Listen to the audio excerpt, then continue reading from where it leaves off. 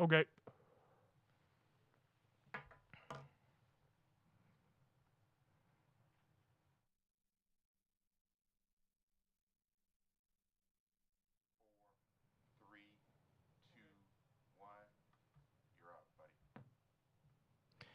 Hello, everybody. Welcome to a very fun, very special, very happy occasion, if I don't say so myself. Although, look, I don't want to jump the gun because this is supposed to be a million subs live stream celebration. But the fact of the matter is, let's keep it real, I haven't hit a million subs yet. Look, I am so scarred from the recent history on YouTube that, like, I almost hesitate to do this today because you never know. I mean, there were times where it's just like, you hit a number. For me, it was around 980,000 subs or 983 or something. It's just total flatline. Just like nothing. Didn't matter what I did. Didn't matter what I said. Didn't matter how many videos I put out. Nothing mattered. It was just like, yeah, we're just going to keep you right here. So look, my guess is, and YouTube will deny this, but I think there's like a tiered system. I think it's like, you know, there's some people who really get their stuff super pushed, like John Oliver, for example. Every time he does a Last Week Tonight, and that's not putting down John Oliver. In fact, I think he's one of the better, more mainstream commentators. But I think his stuff is mega pushed. I think CNN, MSNBC, like all of those are mega pushed. Then you have people in like the bottom tier where it's just like they just get no traction. You know, when I think of that, I think of Jordan Chariton, who was at January 6th on the ground doing investigative reporting, released the video of it, and then his channel got, like, axed as a result of it. They pulled that video. Then he licensed that exact same footage to CNN and all these big networks, and they were able to run it no problems whatsoever. And so I hesitate to do this celebratory stream today because I don't know. Can we really even celebrate while we're not at that million sub number yet? Right now, just to give everybody an update, and we'll keep coming back to this as we do our live stream here. But we have 999,464 subs. So if you're listening to this and you're not subbed, for the love of God, sub, because we're trying to get to that million number. I hope we hit that exact moment live here on air. It would be amazing if we hit that exact moment live here on air. But again, man, there's no promises. You never know. I could be sitting here and it could just be like 999,000 to 998,000. And then it's like, no, what are you doing? So, but anyway, we're going to have fun today nonetheless. So here's what I have planned for today. So a little bit later on, you guys can send in your super chats. I'm going to take your super chats. I'm going to answer as many as possible. This stream should last around 3 hours. So we'll get to that a little bit later. But in the meantime, I have a whole bunch of stuff to just go through. Since it's million subs, it's a happy occasion, etc. We're going to go through, honestly, some of the history of secular talk, like some of the bigger videos, some of the more important videos, some of like the milestones, and so what I have planned is we're going to go over the first ever secular talk video. Oh, literally the most embarrassing thing in the world. Like I in preparation for doing this stream, I had to watch it, and the entire time I'm watching, I'm going like this. So we're going to jump into that. We're going to have, this is an interesting one. And honestly, I didn't even know this until I was prepping for this yesterday, but the biggest ever secular talk video. It'd be interesting, without you guys looking, for you to guess what the biggest ever secular talk video is. I didn't know it, but now I know it, and it's actually really interesting, and it kind of fits perfectly. Like, I like the fact that this is the biggest video. Then we're going to go through one of my best predictions, and how I just 100 million trillion zillion % nailed it. I'll bite my tongue on what that one is, and we'll wait until I show you it. We're going to do, honestly, massive fan favorite, Kyle Out of Context. We'll play some Kyle Out of Context stuff. We have, and then I'll get to, I guess, some of the more serious things like the Jordan Peterson debate about trans issues. I'll respond to that. I'll break some of that down. I don't think I've ever like played that and reacted to it, and I'm going to do exactly that. And then one of my favorite moments, which is the day Fox News messed up and let me on air, and then immediately regretted it.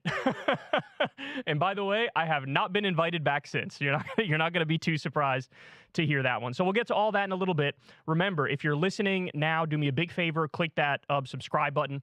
By the way, so we got the live stream going. Like I said, I'll take super chats later, but I'm pretty sure it's set for subscriber-only live stream. So that doesn't mean you can't watch if you're not a subscriber. I think it just means you can't comment, if I remember that correctly. I'm actually not 100% sure if that's right.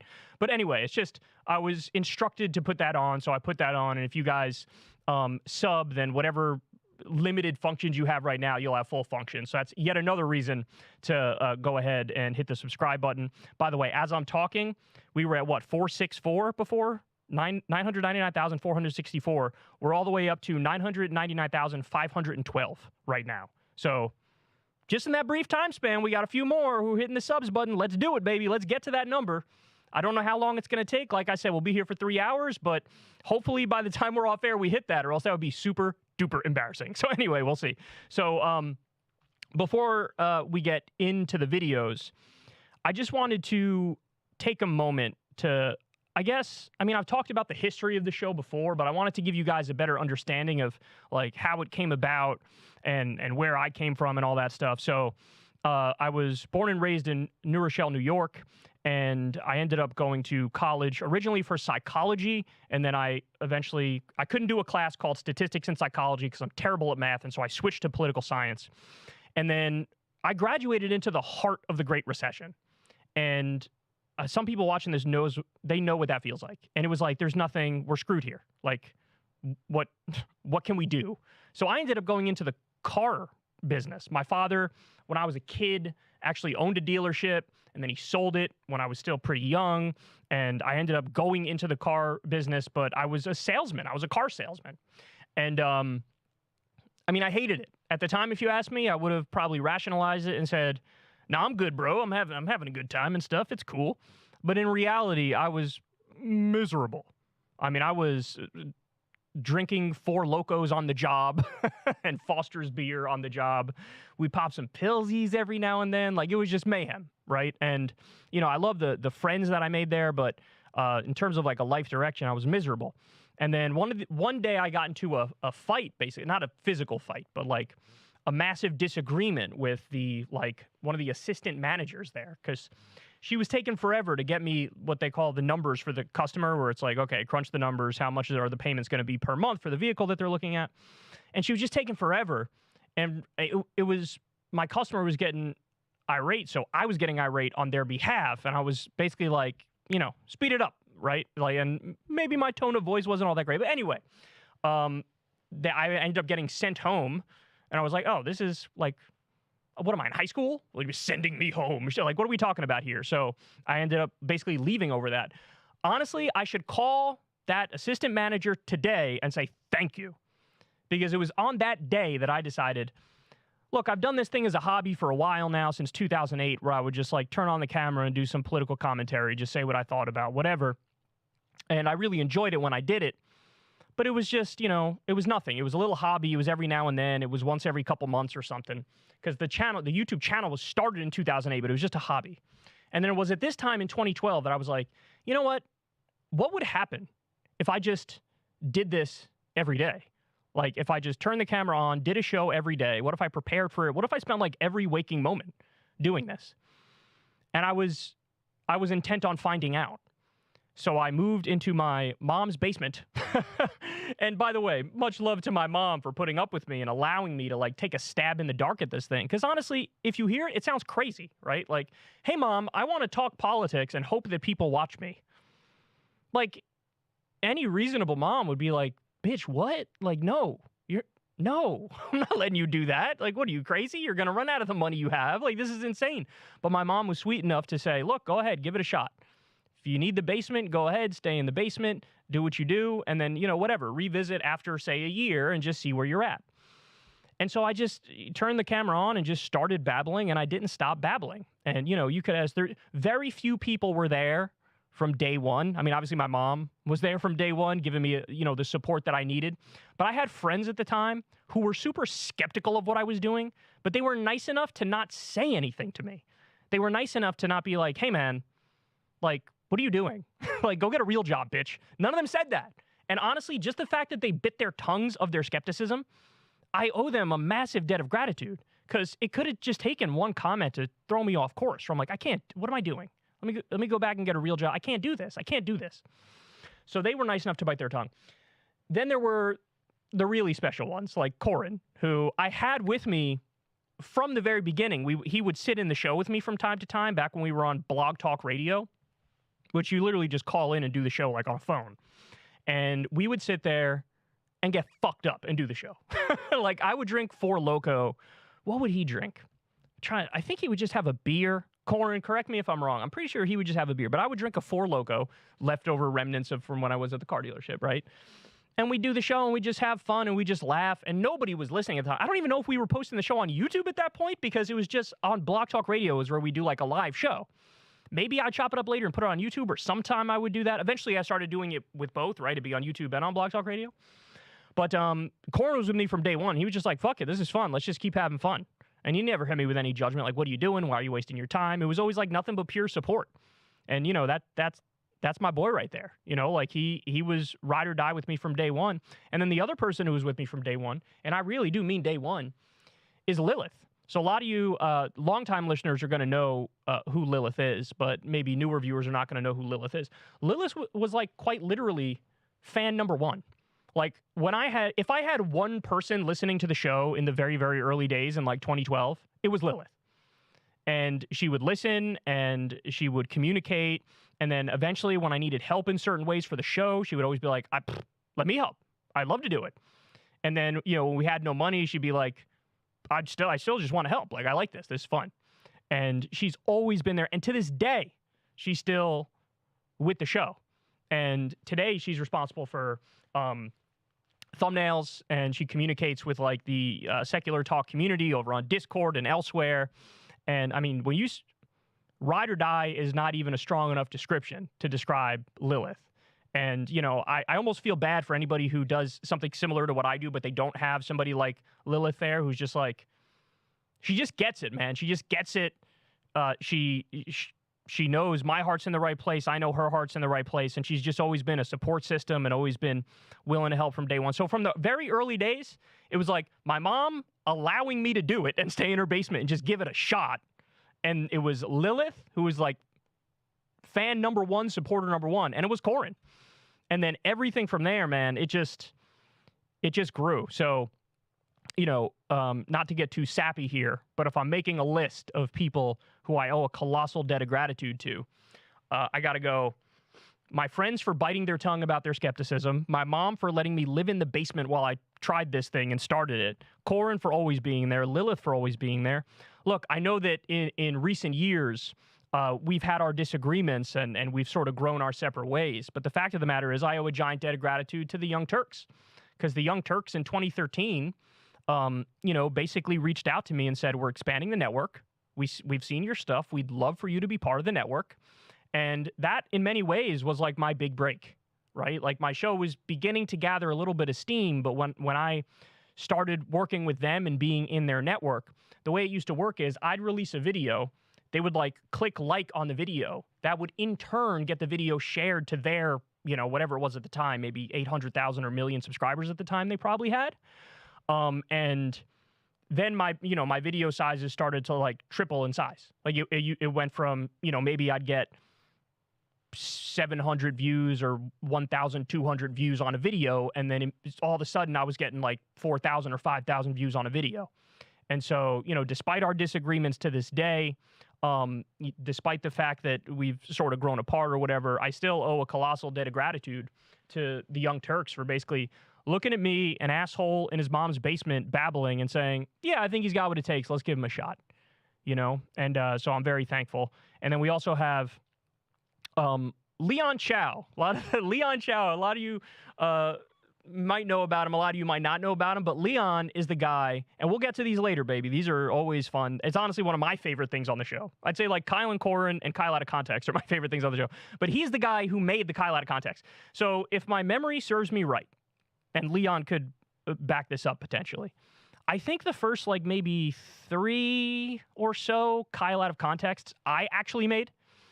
And then Leon, longtime listener of the show, what he would start to do is whenever I would say something absurd or silly or funny or just like out of left field, just crazy, he would take the moment, like jot it down, clip it out, and then he would just create this colossal folder of every like what the hell was that moments in the show.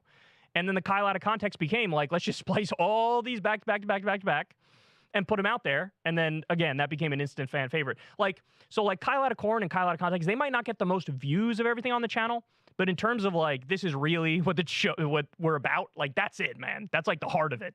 You know what I mean? So massive love to Leon. So anytime anybody asks me like, hey man, why aren't we getting a Kyle out of context? The answer is talking to the wrong guy, bro. you gotta talk to Leon. Leon's the one who's in charge of the Kyle out of context stuff. And then also, by the way, Adrew. For those of you who don't know, there's like somebody who listens to the show who's a phenomenal animator, like is that the word, animator, cartoonist? And he decided to make like an animated version of Secular Talk. He did these little sketches. It takes a tremendous amount of work, and he decided, just because he wanted to, let me make some Secular Talk cartoons, some Secular Talk animations. And those are super cool as well, so much love to Adrew. And then, of course, when you get to modern day, I mean, now we're at the point where it's just a bigger operation than it was before. So I got to give love to Peter, who does the editing and the uploading. I mean, he's got a tremendous workload, and he does a phenomenal job. And then also, we got guys in the control room here, whether it's for Crystal, Kyle, and friends, or for this live stream like we're doing right now. Much love to Colvin. These guys are back there right now. Shout out to Colvin. Shout out to Peter. Thank you guys for doing this. Even doing this, right? Like a last minute, like, hey, can you like work for 3 more hours for a stream so I could talk about subs? It's like, you know, it's a lot to ask, but they always come through in the clutch. So I deeply, deeply appreciate that. Chuckster as well. Eric, like there's all these guys who behind the scenes sort of make everything work. And then of course, Crystal. It's funny. Crystal was saying like, let's keep it real. When they started not Breaking Points, Rising, they were like, we wanted you on because we would get views. So it's funny. They view it like we were sort of leaning on you, but, you know, I viewed it like, hey, this is interesting and new. I kind of like this. I kind of like engaging with them. And, of course, it's become a phenomenal partnership in multiple ways, might I say, with Crystal. Don't clip that out of context, guys. That sounds terrible. We were just talking about Lilith. Now we're talking about Crystal. Crystal, it's a phenomenal partnership in a number of different ways. So when it comes to YouTube, look, man, it's been a rocky history, bro. Like, the trajectory of the show went from, like, you're talking to yourself for like a year or two, right? Like I was in my basement talking to myself. Like this might become nothing. Then you start to take off a little bit. Then you really take off.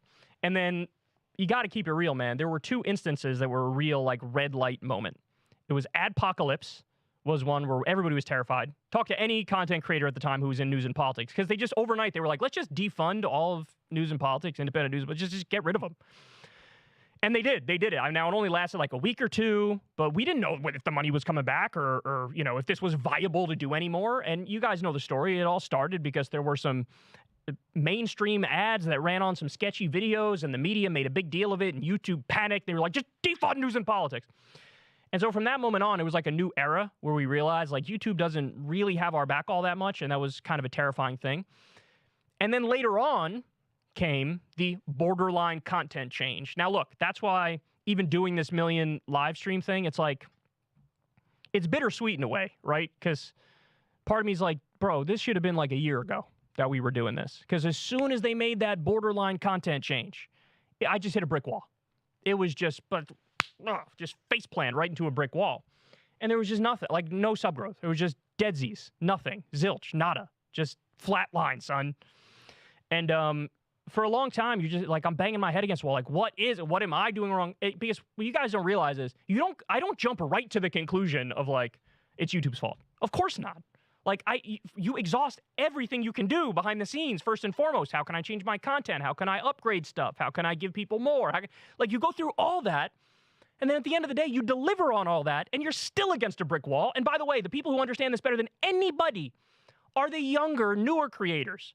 Look at Mac, good politic guy. Shout out to him. Look at the Vanguard boys. Shout out to them. Like, to try to start a channel now, it's mission impossible. Because they snuff you out in the crib, right? But even the bigger channels were subject to, like, you run into a brick wall. And so it was just, for such a long time there was zero growth. And it was like, dude, I'm just never going to grow. So honestly, I became kind of comfortable with the idea. Just like, okay, it is what it is, right? Because when I originally started the show, my long-term goal, my lifetime goal was like, man, If I can get 100,000 subs, that's it, bro. Like, that's it. Because 100,000 people is a ridiculous number of people. That's so many people. So that was like my lifetime goal. And then we blew by that. And then, you know, I became comfortable with the fact, all right, it just is what it is. I'm going to have 983,000 subscribers forever, right? And then I don't know what happened. I have no idea what happened. But for whatever reason, there's been a little bit of a bump within the past month or two, where now, for the first time in a long time, there's actually some sub growth. Is it going to continue? I have no idea whatsoever. None. But honestly, like, you can't put all your eggs in that basket. You can't. I've seen so many good people lose their minds at the altar of, like, YouTube analytics. So I try the overwhelming majority of the time. I'm just not gonna look at that. Just put the blinders on, do your thing, let the chips fall wherever they may, right? So this is like a rare instance, because million is the big one, right? Where we're doing a celebration over it. But I'm gonna go right back to going like this when it comes to analytics any minute now. Okay. So anyway, was there anything else I wanted to get to before I dove into the content? Yeah, we talked about Apocalypse. We talked about the borderline content. Somehow we plowed through. We're super close. By the way, if you're listening to this and you're not subscribed, definitely subscribe, because we're not even at 1 million yet, bro. We're not. 999,603. Getting closer. 400 away. About 400 away. So let's cross that. Let's have that glorious moment live on air, y'all. Let's have that glorious moment live on air. Okay. So I think we're good. We'll get to super chats a little later. But first, we're going to dive into some very interesting stuff, let's say. Very interesting stuff. So I want to start with probably the most embarrassing video that we're going to show. Let's go ahead and look at the first ever Secular Talk video, and I'll react to it. Hello, YouTube. In honor of my first video, I figured I'd go ahead and tell everybody a little bit about what I'm about and about what the site is going to be about. My name is Kyle. I'm 20 years old. I live in New York. I'm a political science major in college. I'm in my sophomore year, coming to the end of my sophomore year. And I can safely say that I'm pretty concerned about the direction the country is going in. Not just, I'm sure it's not just me. I'm sure a lot of you guys out there listening to this are concerned about the direction the country is going in. And if you are, I want you to please subscribe to my videos. Please subscribe to my videos. What I want to do is make videos about the news, basically, and report it to you people who either don't have time to watch the news or want to watch something entertaining about the news, because I'm going to go ahead and give my opinion, tell you how I interpret what's going on, and how I think we can make things better. Okay? Obviously, we can start by getting George Bush out of office. That would be great. Just peachy. Yeah, so that's basically what this site is going to be. Political commentary. If you're on the left, you probably want to subscribe to me. I would really appreciate it if you subscribe to me. If you're a Democrat, if you're a liberal, progressive, secular, whatever you want to call yourself, if you're on the left, please, please, please, please subscribe. You can subscribe if you're on the right too, but you'll probably want to rip my head off after the first 3 videos. Yeah, that's pretty much it. Thanks for listening. This is Secular Talk. Man. So a couple points, and you'll notice this too when we go back to look at, continue to watch some older stuff. My New York accent, I think, was way stronger back then. It was way, like, and if you don't hear it, do yourself a favor, just go back and listen to, like, a bunch of older videos, and it really comes through. And I used to be, like, indignant when somebody would say, oh, he's got a New York accent. What are you talking about? No, I don't. But when I go back and hear some older stuff, I'm like, oh. Now, by the way, I have no idea how it became, like, lessened over the years. I have no idea, because I don't feel like I've changed anything about how I talk or whatever. It just, I don't know. I don't know how or why it changed, but you could definitely hear it stronger back then. So, a couple points. Colvin was saying before when we were watching it in the control room, he said, I look evil in that video. And I gotta hand it to him. I do kind of look evil. I mean, I look like a Bond villain or something. So behind me in that video, at that time, that was all the way back in 2008. So I started doing it full time in 2012. So we're talking way before that. This is when it was just a hobby. And I was literally in my grandma's basement. My grandma's musty ass basement. Behind me, you can't see it at all because it's pitch black. But there's a pool table back there. There's like old workout equipment from 1982 sitting back there. I think there's like an old jukebox back there. A bunch of like musty, rusty ass tools behind me. It's just classic, like, you know, college kid thinks he knows it all, just, you know, turning on the camera. You guys have to hear what I think. I know things. So the parts that I found interesting, please subscribe, sounded incredibly thirsty and ominous. But then again, I say that, it's like, I'm saying please subscribe now so we hit 1 million subs. So if we come back and watch this video in 10 years, I'll be like, God damn, that's so...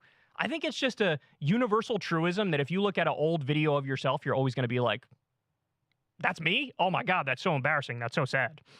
I also noticed, I just think I'm a much worse communicator back then. Talking publicly is like anything else. Like when you start out, even if you think you're good, you're really not. And then you have to do it for a really long time before you're better at communicating. And I do feel like I am a much better communicator now than I was then. And I probably would, again, in 5 years, 10 years from now, I'll probably feel like I'm a better communicator than I am now. But it's just interesting. You see, like, there's a default level of uneasiness about it. Like, you could tell I was, like, really looking forward to doing the video, and I was really nervous, and it was just like, oh, I got to try to nail this. And there's, like, a little bit of a facade that's going over the communication, if that makes sense. Some things never change, because when I was like, we got to get George Bush out of office. Sorry, but based Kyle. I still have the exact same feelings on George W. Bush now as I had then. Back then, I would tell you, he's a war criminal. He's a torturer. He should be locked up in The Hague. The guy's like one of the worst presidents, if not the worst president we've ever had.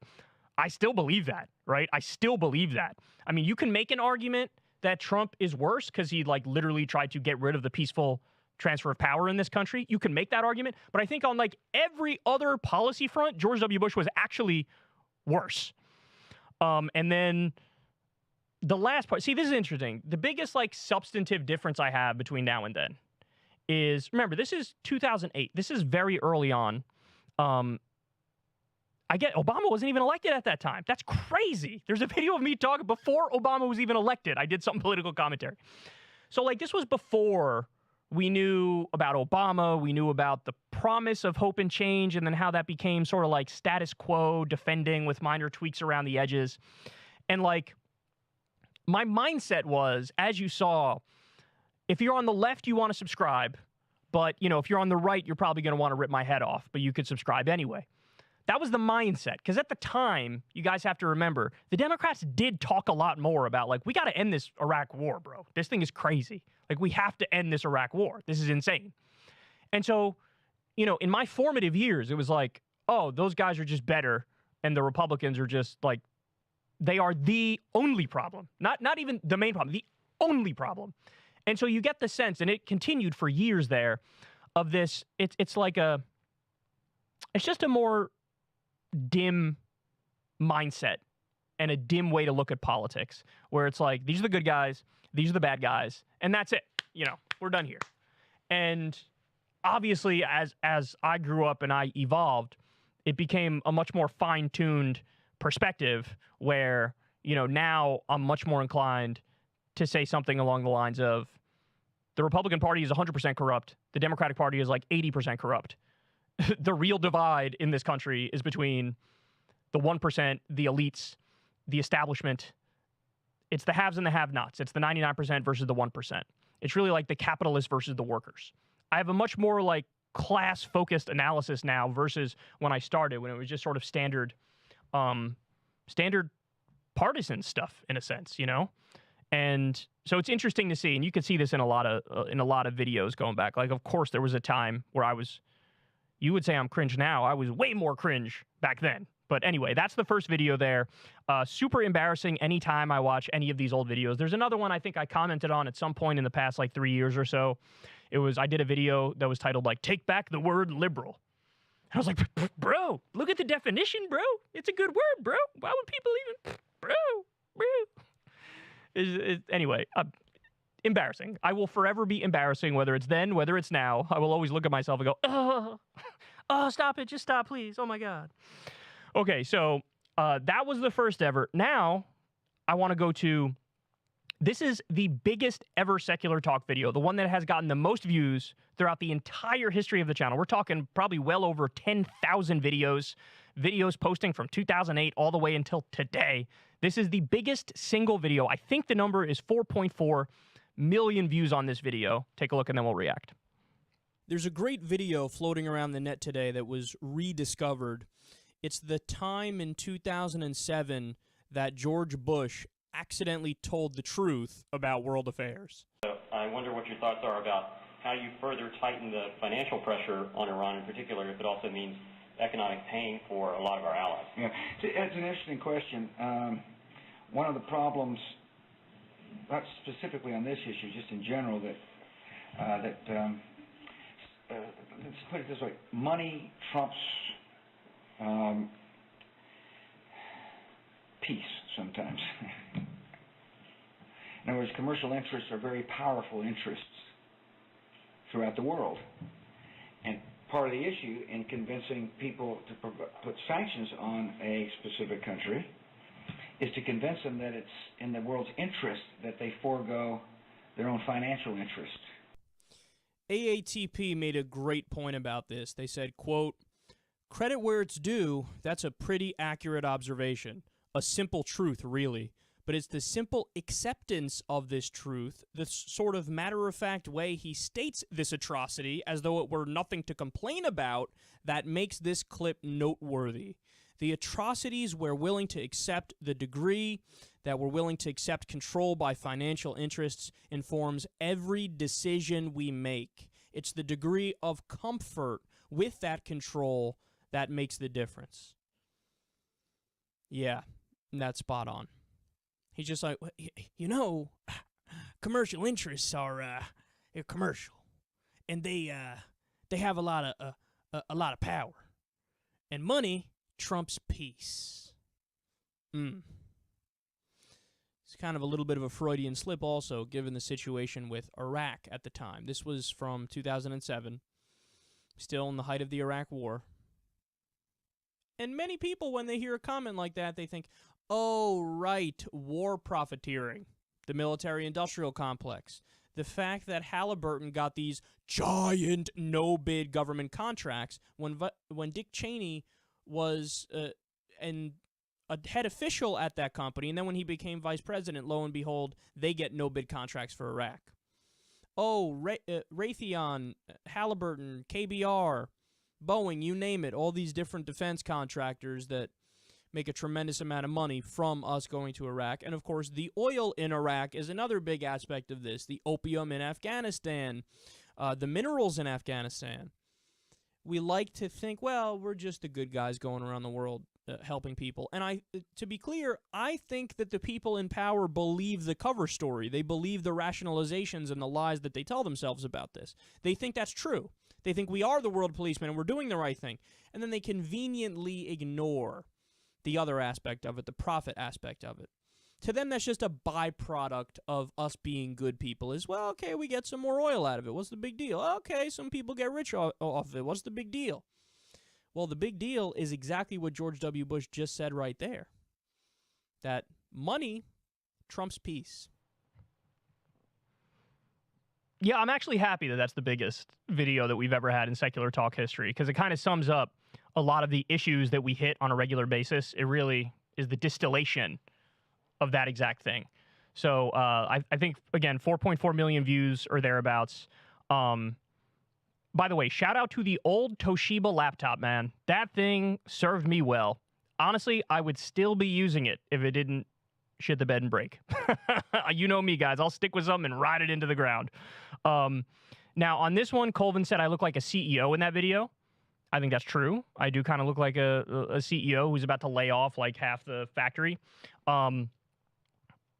I definitely think that's accurate. But I had to tell him what the commentary always was around that particular studio, which is, let's keep it real, it's the massage parlor studio. That is the or as many people lovingly call it, it's the hand job studio. It looks like we do a show and then we beat off like 17 people who are waiting in a line to come and get beat off. I mean, even given that fact, though, that was a cool studio. I kind of like that studio, but hey, that's just me. I don't like it because of the hand job part, but I like it because I thought it just has a nice little aesthetic look going on there. But in terms of the substance of the video, yeah, I mean, that is a crazy video of George W. Bush just saying the quiet part out loud, right? Just admitting, like, yeah, money trumps peace. Now, he's saying that in the context of, like, why won't other countries sign on to sanctioning Iran as hard as we want to sanction Iran? He's saying it in the context of that.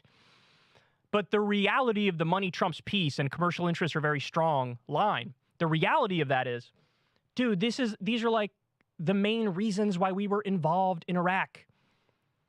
You guys know all the stories, the horror stories. Go watch the documentary Iraq for Sale, The War Profiteers, and just have your mind blown.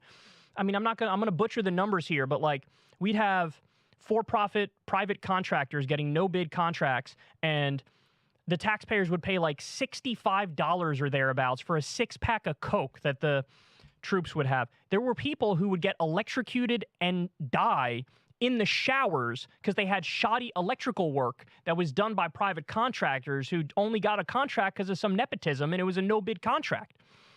It was just an orgy of profit, of war profiteering. And again, this isn't even like radical stuff to say because Republican President Dwight Eisenhower warned of the military-industrial complex. He warned of it. This is a mainstream thing. You're setting up an incentive for war because war is profitable. It doesn't require a conspiracy to get you to that point. When politicians are taking money from defense contractors, they're going to do their bidding. And what do the defense contractors want? More war. Sell more weapons to more dictators. That's why we talk, democracy, human rights. We support 73% of the world's dictatorships. That's not an opinion. That's a fact. So when we do the whole, like, bro, we care about democracy and human rights, really? Then why are we besties with Israel? Why are we besties with Saudi Arabia? I mean, even we were allies with Saddam Hussein at the height of Saddam Hussein's atrocities when he was massacring the Kurds on a daily basis. That's when we supported him the most. That's when there's the picture of Donald Rumsfeld and Saddam Hussein shaking hands, all happy with each other. And by the way, the whole like weapons of mass destruction argument, one of the reasons they made that is because they know we had given Saddam Hussein chemical weapons. So he didn't have nuclear weapons, but he had chemical weapons, and it was given to him by us. And so it's, I mean, how many times have we seen this? We fought on both sides of some wars. Like, take the same war and we arm and fund both sides. We've seen this. We've seen this. We've seen General Petraeus float the idea of arming Al-Qaeda so Al-Qaeda can fight ISIS. Because in his mind, ISIS is the bigger threat, and we could just fund Al-Qaeda, a.k.a. al-Nusra, in Syria. This is all on the record. It was like the Daily Beast reported this. Mainstream publications reported this. So that video, I think, does a good job of really summing up the way that it works. And it was one of those moments where, like, the mask slipped. The mask slipped. And Bush told you the way, you know, the system really functions. Now, by the way, we're going to continue here in a second. I'm going to give you one of the best predictions that I ever made. And actually, I had to narrow it down. There were a few that I was thinking of potentially putting there. There was a few that I was thinking of putting there. One of them was pretty early on, I predicted Trump would be the nominee. After, I think there were two contests. Ted Cruz won Iowa, and then Trump won the second one. But I did a segment. No, it may have been after the third contest. I think after Trump won Nevada, I came out and I was like, that's it. I think it's over. I don't see anybody else catching up to him. You know, it just doesn't seem possible. And I called that. This was, mind you, this was still at the time when mainstream media was going full steam ahead with like, oh, he's going to fizzle out. There's no doubt about it. There's no doubt about it. Yeah, Bill Kristol, have we reached peak Trump? He wrote that article like 714 times. And I was one of the few people, especially one of the few people on the left, who was like, no, this guy, I think, has it. I put it at 80% chance he wins the nomination in that video. But that's not the one that we're going to look at. We're going to look at a different one, which was perhaps an even better prediction, or at least a better description of how I think things will go in a Hillary versus Trump race. And by the way, this was one of those videos where there were a lot of people who might not even agree with my politics, who were like, oh, okay, this guy's interesting and I kind of like him because he sort of saw this one coming. Anyway, we'll get to that in a second, but I will say, everybody do me a big favor. Click the like button, click the subscribe button. We're trying to hit that million sub number. Right now, as I'm talking to you, we're at 999,709. So we're getting closer. 999,716 now. We're climbing. We're climbing, baby. Click that button. Click that button. By the way, also, if you want to, keep submitting super chats, because I'm going to read super chats a little bit later. We're going to go through, the rest of these segments that I had prepped for us here, talk about them, and then I'll take a little break and we'll come back and I'll dive headfirst into super chats. So anyway, back to what we were talking about here. Predictions. So this was one of those videos that, in retrospect, I'm proud that I made it. And remember, at the time, this was not at all conventional wisdom. It was quite the opposite. Guys, remember what the commentary was like when it was Hillary versus Trump. They thought it wasn't even going to be a race. You had, like, the Huffington Post tracker that was like, there's a 99% chance Hillary's going to get elected. Now, to be fair and get all the facts out there, it absolutely is the case that the day before the election, I thought Hillary was going to win, and I said as much. But I also said, I don't think it's going to be a big victory, and I think Trump can certainly still win. And even though I was wrong on the Hillary prediction the day before, on the overall picture, and you're going to see here, I nailed the dynamic even more than I thought I did. Because the description that I'm about to give you came to fruition more than I even realized. Because again, the polls the day before the election, it had Hillary in a blowout victory, and I thought, I think she's going to win, but I think she's going to, like, eke it out, man. I think it's going to be a lot closer than they think, and Trump can definitely still win. But here's what I was saying before, when it looked like, oh my God, if it's Bernie, then we can win this. But if it's not Bernie, oh my God, we're in a lot of trouble. So take a look at that, and then we'll react. I'm going to tell you guys what all the mainstream pundits are hesitating to say. Donald Trump will almost certainly be the Republican nominee. You would need a minor miracle on the Republican side for Trump not to become the nominee. This could be an epic disaster for the Democrats. Because if it comes down to Donald Trump versus Hillary Clinton, I think it's much more likely that Donald Trump wins the election. You could just see that Trump would nonstop hammer Hillary Clinton over her Wall Street money. He would say, why you taking money from Goldman Sachs? Why are you taking money from Wall Street? You're going to listen to them. You're going to be a puppet to them, or else you wouldn't take the money. So you're going to listen to the big money interests. I'm not. I'm self-funding my campaign. I'm going to listen to the people. And he would hammer her and hammer her and hammer her. And she would be flopping around like a fish fresh out of water, not knowing how to respond, just like she is right now when Bernie does it. And when she's under that pressure from Trump, and also she's going to have the arrogant mood. She already has it against Bernie, where it's like, please, I'm entitled to this nomination, so everybody shut the fuck up. Like, oh, a little speed bump I have to get over here. This is what her mindset was against Bernie from the start. You think she's going to have that times 10 with Trump? Like, oh, I know the country's going to vote for me. I don't need to do anything. And she's going to fucking faceplant because she's going to underestimate him, and he's going to keep pointing out her corruption. And guess what? On that point, he'd be right. Now, if you don't go with Hillary, though, on the Democratic side, and you go with Bernie, what happens? Bernie wins. I'm not even entertaining the idea that Donald Trump beats Bernie Sanders. He will not beat him. The last poll that was done on them, Bernie had a 13-point lead in a general election over Donald Trump. And what do? You kneecap the one argument that would work against Hillary. So I'm telling you, man, as it's going right now, if the race were to end today, and it's Hillary versus Trump, that's a disaster, and Donald Trump would likely be our next president.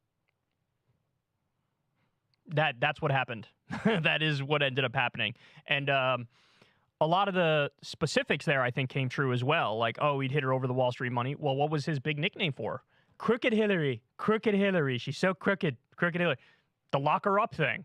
The release the transcripts. Remember, she gave the speech to Goldman Sachs and then wouldn't release the transcripts. Why? Because in this speech, she's, telling them you guys are wonderful and you've never done anything wrong. And, she wasn't tough on them. By the way, her main claim was like, I went to Wall Street before the crash. And it's like, you guys just stop doing that.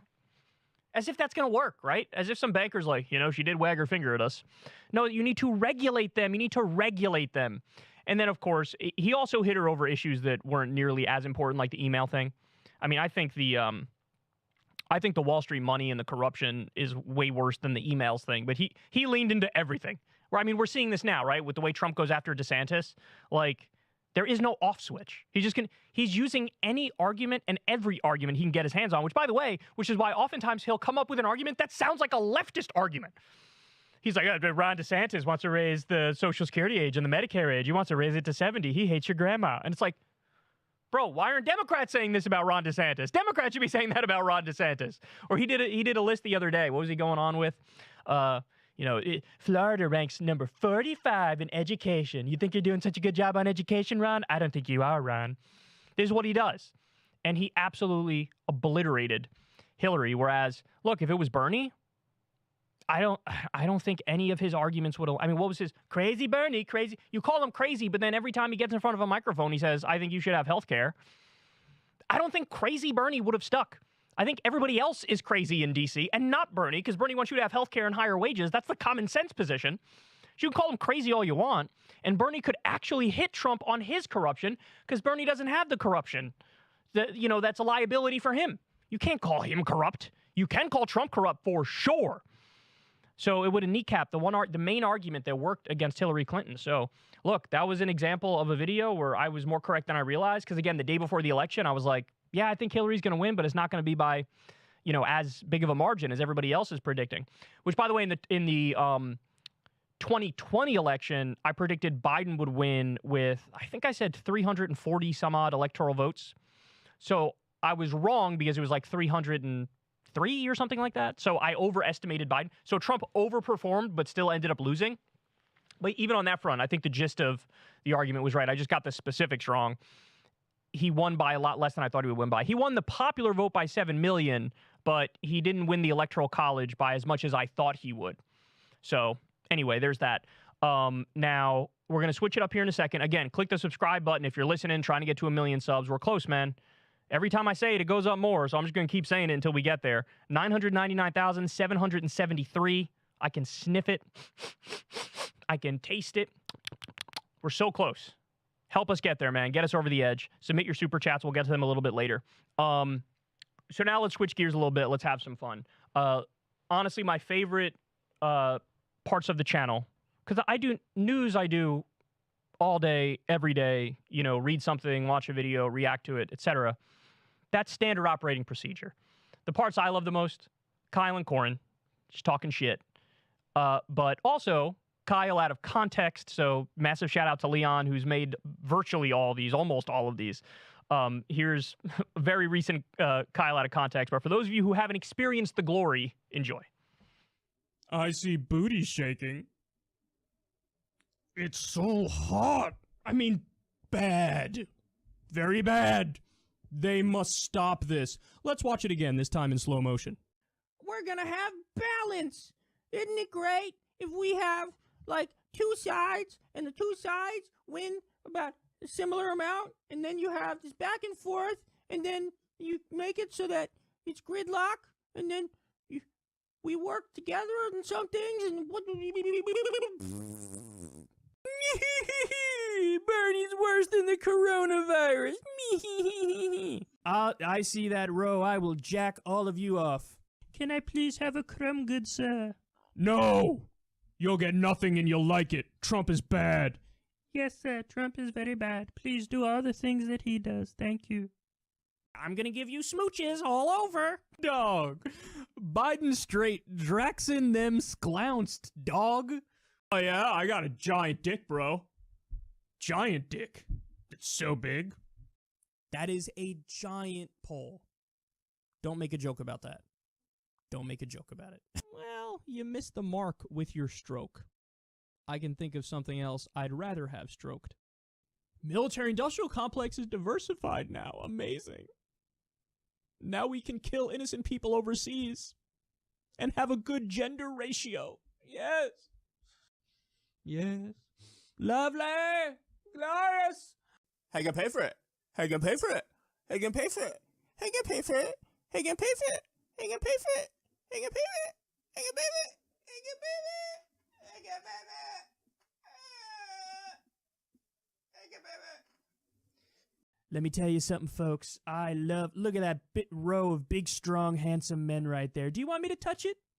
Do you want me to touch it? I'll touch it, but I don't know if I like it, frankly, to be honest with you.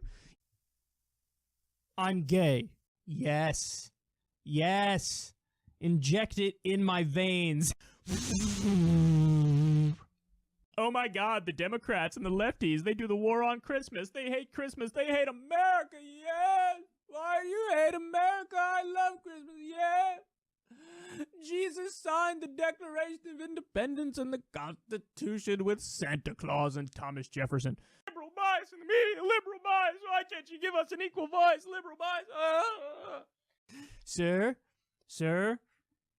how many inches? Oh, yeah, I love eating ice cream, yeah, look at my ice cream. And the rockets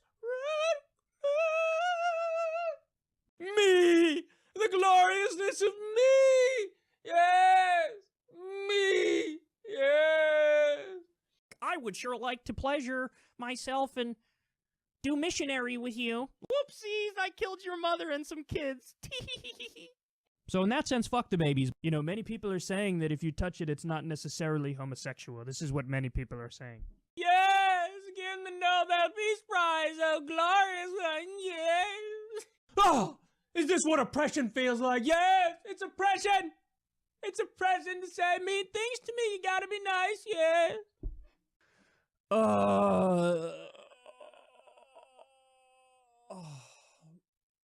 There's somebody out there who's got a pain that they're dealing with in their kidney, and we're gonna make sure that they're healed. We're gonna heal them in 3, 2, 1.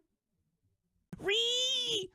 Oh, he stood up against Trump, so now I like him, yeah. I'm gonna shove my dick in a waffle iron. Yes, we're all very above the fray, and have you ever farted? No, I'm against farting. They should make farting illegal, yes. Yeah. Slay, queen, slay with your resistance. Yes, resist. Smear, smear, smear, smear, smear, smear, smear, smear, smear, smear, smear, Michael Smear Connish. Yes, sir, yes, please pass more gas in my face. Yes. I'm gonna shove my dick in a Dickie McGee's axe. Or trans walrus? Can I identify as a walrus? Nobody asked you about your dick, bro. Like, why are you talking about your dick? Or how about you, www.mindyourbusiness.org. Yummy, yummy in my tummy, motherfucker.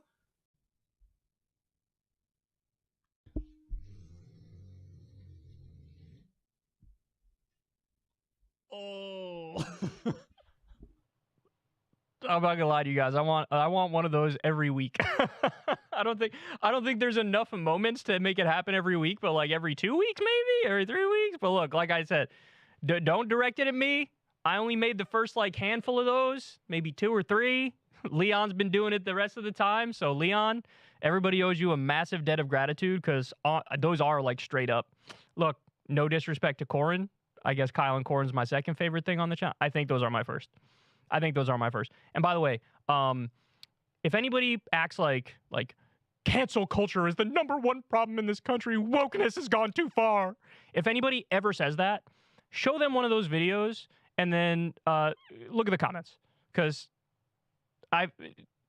in theory, right, you could be canceled for a lot of the shit. That was a more tame one. Some of them go too far, right? But like, never had an issue with those. So if cancel culture is the biggest problem, if wokeness is the biggest problem, well, it appears like the quote-unquote woke people actually like to joke around and have a good time and have some fun. And those are my favorite. By the way, somebody did an Aristocrat Kyle compilation. And they put like the yuppie music in the background. And it's me doing like, it's like 5 minutes straight or whatever of me doing the aristocrat voice. And that's also a really funny one. I wish I knew the dude's name. I'd shout out the person who made that. I think there's also somewhere floating around out there. I couldn't find it though. Although to be fair, I didn't look too hard. But the compilation of the fart noises. And I'm sure that's endless. It just never ends.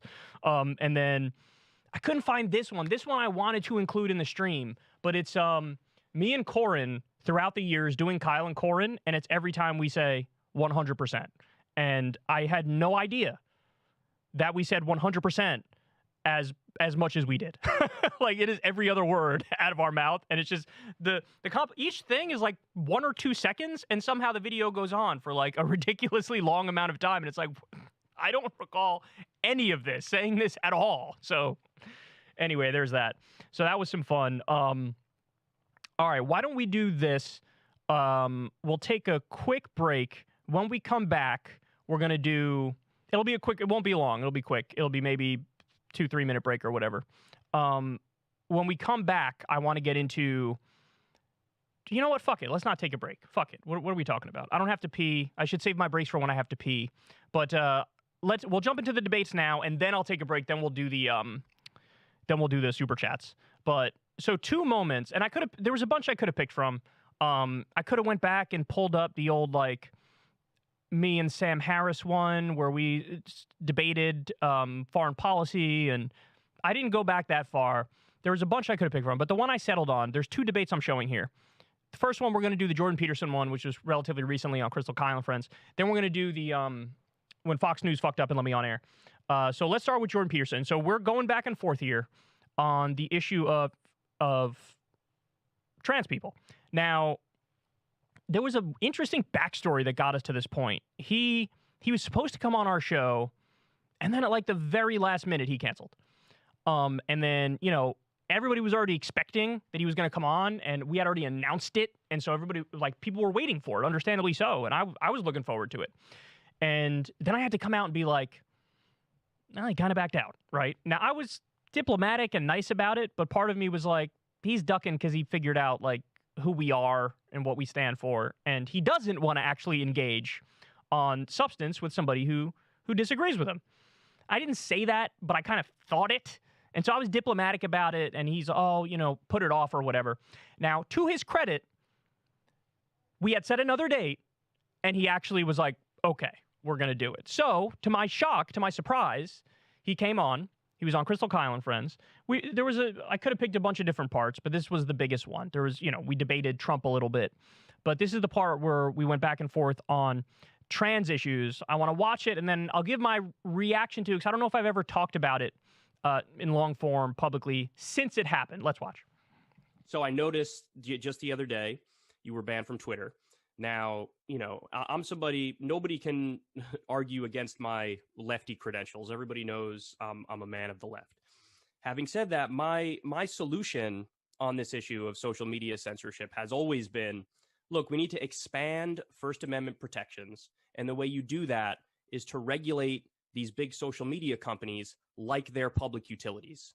So if you do that, then basically you're saying this is the new public square, and people can speak their mind here. Now, that doesn't mean, of course, you can't, dox people or do direct threats of violence or anything that's actually illegal will remain illegal. But outside of that, you can't censor people just based on political opinion. So, I definitely wouldn't have banned you, suspended you, etc. But I do have a question about that specific tweet that did get you in trouble, because, you said something to the effect of, well, I don't know if it got me in trouble.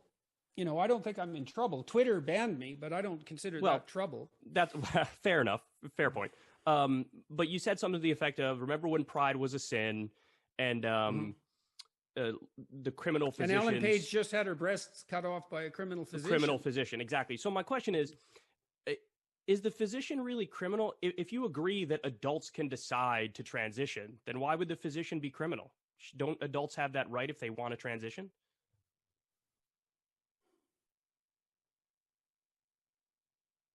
Not everything legal isn't criminal. And do they have that right? See, I would have left Ellen Page alone if she hadn't been parading her new abs in a fashion magazine. How many kids do you think she can convince to convert? One? Yeah. 1,000? No, not, yeah. No, really? I want to respond to that. I think that with the trans community, it's very similar to the gay community, where back when that first became a big issue, people thought, oh, if we talk about it, if it's in magazines or whatever, we're promoting kids to go down that path. But really what happened is people are who they are, and if that they're is what gay, they happened. just decided to be No. like, yeah, I'm gay, and they were just more open and honest with themselves. So I don't think you're promoting people to do that. No, You're that's just not saying, what happened. if you You're are that, it's completely okay. wrong. Okay, well, You're I'm utterly I'm wrong. listening. There's I'm nothing listening. about that that's right. So Well, explain. I'm there's been listening. an absolute look. One of the reasons that I opposed Bill C-16 in Canada to begin with, this pronoun compelled speech bill, was because I knew perfectly well what was going to happen when we introduced confusion about gender identity into the public sphere. Now, the argument was that if we left people with gender dysphoria alone to make their own way and stop torturing them, that we would decrease the mental health load on those individuals. And my analysis as a clinician was that for every one person of that sort that we hypothetically saved, we doom 1,000 more as a consequence of confusion and social contagion. I knew the literature on psychogenic epidemics. They used to call that mass hysteria, and it's a literature that goes back about 300 years. And often when you introduce social confusion, you can produce a psychogenic epidemic, especially among, generally it's adolescent females who are most susceptible to it. So I thought, oh, well, what's going to happen is we'll produce a psychogenic epidemic of gender dysphoria among adolescent females. And that is exactly what's happened. And it isn't the fact that we've freed up people who are, in doubt about their identity to be who they are. That may have happened in a tiny minority of cases. It's absolutely and definitely the case that we've doomed thousands of kids to brutal, mutilating surgery and premature sterility. And we've done that on the altar of our hypothetical moral virtue and compassion. Look, I read a corporate analysis of the trans surgery industry last week. Growth rate projection for you lefty types and your anti-corporatism. Growth rate projection, 15% per year. Invest now. A $350 million business as of 2022, projected to expand to $750 million by 2027. No moral hazard there? There's plenty of moral hazard there. And that surgery is absolutely brutal. So what percentage of the population do you think, in your conception of how this is unfolding, what percentage of the population do you think is going to end up being trans at the end of this? Do you think like one day it's going to be like 70% of the country is trans? Well, we know already that about 1 in 5 adolescents now identifies, to use that hated word, identifies as part of the hypothetical LGBTQ plus community. So it's 1 in 5. I don't know what the upper limit is. There's a consulting group in the UK now that's claiming there's 150 different genders. There's actually, I suppose, 7 billion different genders if you want to get technical about it, because everybody's temperament differs. But I don't know what the upper limit is. And I have no idea what the upper limit is for this surgical intervention. We'll see. But I don't find it, I don't find it the least bit acceptable. And if you think that your compassion is demanding that you extend your pity to the LGBTQ plus community at the cost of sterilizing children, you should think again. You're on the wrong side of this, and not in a trivial way. I would appreciate if you don't ascribe beliefs to me that I don't have. Remember, my original question was well, you said earlier in this question that, I said that you Elliot Page is an adult, and so do you think that he has the right to transition? But that was the original question. You made some comments after that. Yeah, but as a star and a public figure and a model for emulation, she also has the responsibility not to entice confused adolescents into a catastrophic decision before they have the maturity to make that decision. I just have to say, Jordan, I think it's a little bit of a moral panic. I just don't see some sort of, frenzy of people what would you wanting consider, to become trans. First of all, that's a hell of a way to put it. Why don't you take a look at the increase in surgical interventions and see what you think? I mean, how many do you think is too many? Again, if we're talking about I'll answer your question. The argument is it used to be very repressed because that's very outside of the tradition and the norm and the standard, and that now when you sort of let the boot off the neck a little bit. What used to be suppressed? The entire LGBTQ community. I mean, it was very recently we even got gay marriage in the United States. First of all, they're not a community. Well, you understand the point I'm making. No, No, actually, neither I understand it nor you, and that's why we're delving into it. First of all, they're not a community. That's just a catchphrase. It's a buzzword. And I'll tell you something else, that almost all the kids who are undergoing surgical intervention, the clinical literature is absolutely clear on this. 80% of kids with gender dysphoria identify as homosexual when they mature. 80%. And that means the vast majority of people who are being converted surgically are gay. Now, how is that an advantage to the gay community precisely? No, see, I'm not taking a position in any way, shape, or form on the kids, because I don't know the first thing about this to comment on the kids. Well, but see, that's why we're having this conversation, though, is because my original question was about the adults and what your take is on the adults. And it sounds to me like, let me ask you guys, would you ban transition surgery for adults?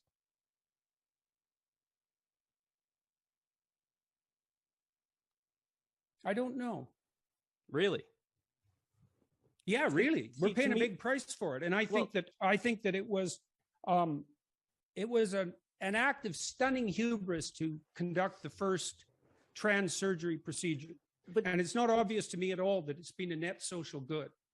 But aren't there some people that are obviously trans who were born in one body, they feel like they're in the other body, and when they're an adult, they can make the decision? And then even from just a freedom and liberty perspective, shouldn't they have that right? Even if they do it and then they regret it, shouldn't they have the right to try it? It's a good question. I mean, it's a tricky one, right? Because there's all sorts of surgical enhancement procedures that are it's not obviously appropriate to make them illegal. And I don't know exactly where the cutoff line is, so to speak. And that's partly why we're having a public discussion about it. But this entire argument, in many ways, is stated so idiotically that it almost defies description. I mean, what do you mean, feel like you're in the wrong body? Well, what kind of measurement is that? Now, hang on a sec. There are rules for these sorts of diagnostic decisions. Mm-hmm. Okay. The rule is that you have to make a valid and reliable diagnosis. That's if you're diagnosing depression or anxiety or obsessive compulsive disorder or cancer or anything like that. There are standards that you have to abide by in order to make a diagnosis, in order to fulfill the obligations of your professional college. If someone comes to you and says, I feel like I have lung cancer, that is not sufficient grounds upon which to formulate a diagnosis, much less proceed to surgery. Mm-hmm. And so the question is, what do you mean by feel? What is that? Is that an emotion? Is it a motivation? Is it a philosophical conclusion? What is it? Let me explain to you what I mean. So I've been doing my show for about a decade, and about 2 or 3 years into doing my show, there were, some stories here and there that I covered about the trans issue. Somebody who is trans reached out to me and explained to me in a very straightforward way, yeah, look, I was born biologically female. I feel like I'm biologically male. My reality never lined up. Well, I'm just explaining what they said, and then you can respond however you'd like to respond. And they told me as soon as I got the surgery, changed the way I dressed, changed the way I appeared, I felt phenomenally better. And so that's why, at least for me, this was the answer. Now, I think it would be incredibly arrogant for me to say back to that person, no, you shouldn't do that, or I know better than you do for yourself. Now, that's not to say that every time somebody does this, it works out well, of course, because everybody's an individual. But in some instances, that's the answer. So, me as a simple outsider, I just look at it and say, hey, whatever floats your boat, and if it works, it works. Look, most of the time, my attitude is you can go to hell in handbasket any way you choose if you're an adult. Now, this problem is complicated and compounded by the fact of the necessity of medical involvement and the ethics on the medical front. So when you asked me about how that should be regulated, my answer was I'm not exactly sure about that. Yeah, although it isn't obvious to me it's obvious to me that the trans surgery enterprise has gone way too far, thousands of people too far. And I'm certain that it's harmed exponentially more people than it's helped. So there's a lot of debate in left-wing circles as to, what's the benefit of doing something like that, having that kind of conversation, having that kind of debate. There are many people on the left who think, it's not worth it. It's bad. It's a net negative. I simply don't agree with that. I think the only way you're going to change people's minds is to engage sometimes with ideas that you think are extreme or wrong or odious. And even if you just plant a couple seeds, eventually the seeds can grow. And that's not to say it works with everybody who encounters the debate or the discussion. Of course not. But if you could just change 5% of the people who are watching, even 2% of the people who are watching, that's a net positive. That's some movement in the right direction. So I'm always kind of astonished when people argue that like engaging is just bad and wrong. And I mean, I could see the argument maybe with people who are just simply in every way, shape, and form bad faith. They don't mean what they say. It's just an act, right? Maybe like somebody like Milo Yiannopoulos. Or if you go to literally the worst evils in history, like I don't know how much, I don't know if it's going to have a positive effect if you're like debating Adolf Hitler, right? Like, so I can see on the very extreme fringes that argument, but I think it's been used too much for too many people. And, you know, most of the time you should default to, well, let's engage here and let's try to, let's bounce ideas off each other. And when you have to, draw some clean lines and say, nah, man, that's a red line. You can't pass that one. So back to this debate. I mean, if I didn't have this conversation with him, we still wouldn't know for sure what his thoughts were on even adults transitioning. Right. And that's what I was most curious about going into that conversation, because he went after Elliot Page, and Elliot Page is an adult who decided I'm going to transition. And he seemed to have a really big issue with that. And so I wanted to get to basically the bottom line of it. From a policy perspective, are you against even adults transitioning? Even adults who, beyond any reasonable doubt, clearly have gender dysphoria, are you against them transitioning? And I mean, you guys saw his answer was like, I don't know. Well, I think that's pretty bad. You should know, right? Like, that's a pretty straightforward one. To say you don't know if adults should be allowed to transition. But look, see, this is the point. Like, by having this conversation, by having this debate, there's been a number of instances now where sort of the mask has slipped. Because the argument that they used to use is like, it's just about protecting kids. It's just about protecting kids. That's all we're saying. But then Matt Walsh on Twitter said he thinks, doctors shouldn't even be allowed to perform the surgery for adults. By the way, just this week, Michael Knowles said the same thing on Twitter, that he thinks it should be banned even for adults to get the surgery. So it wasn't just about kids.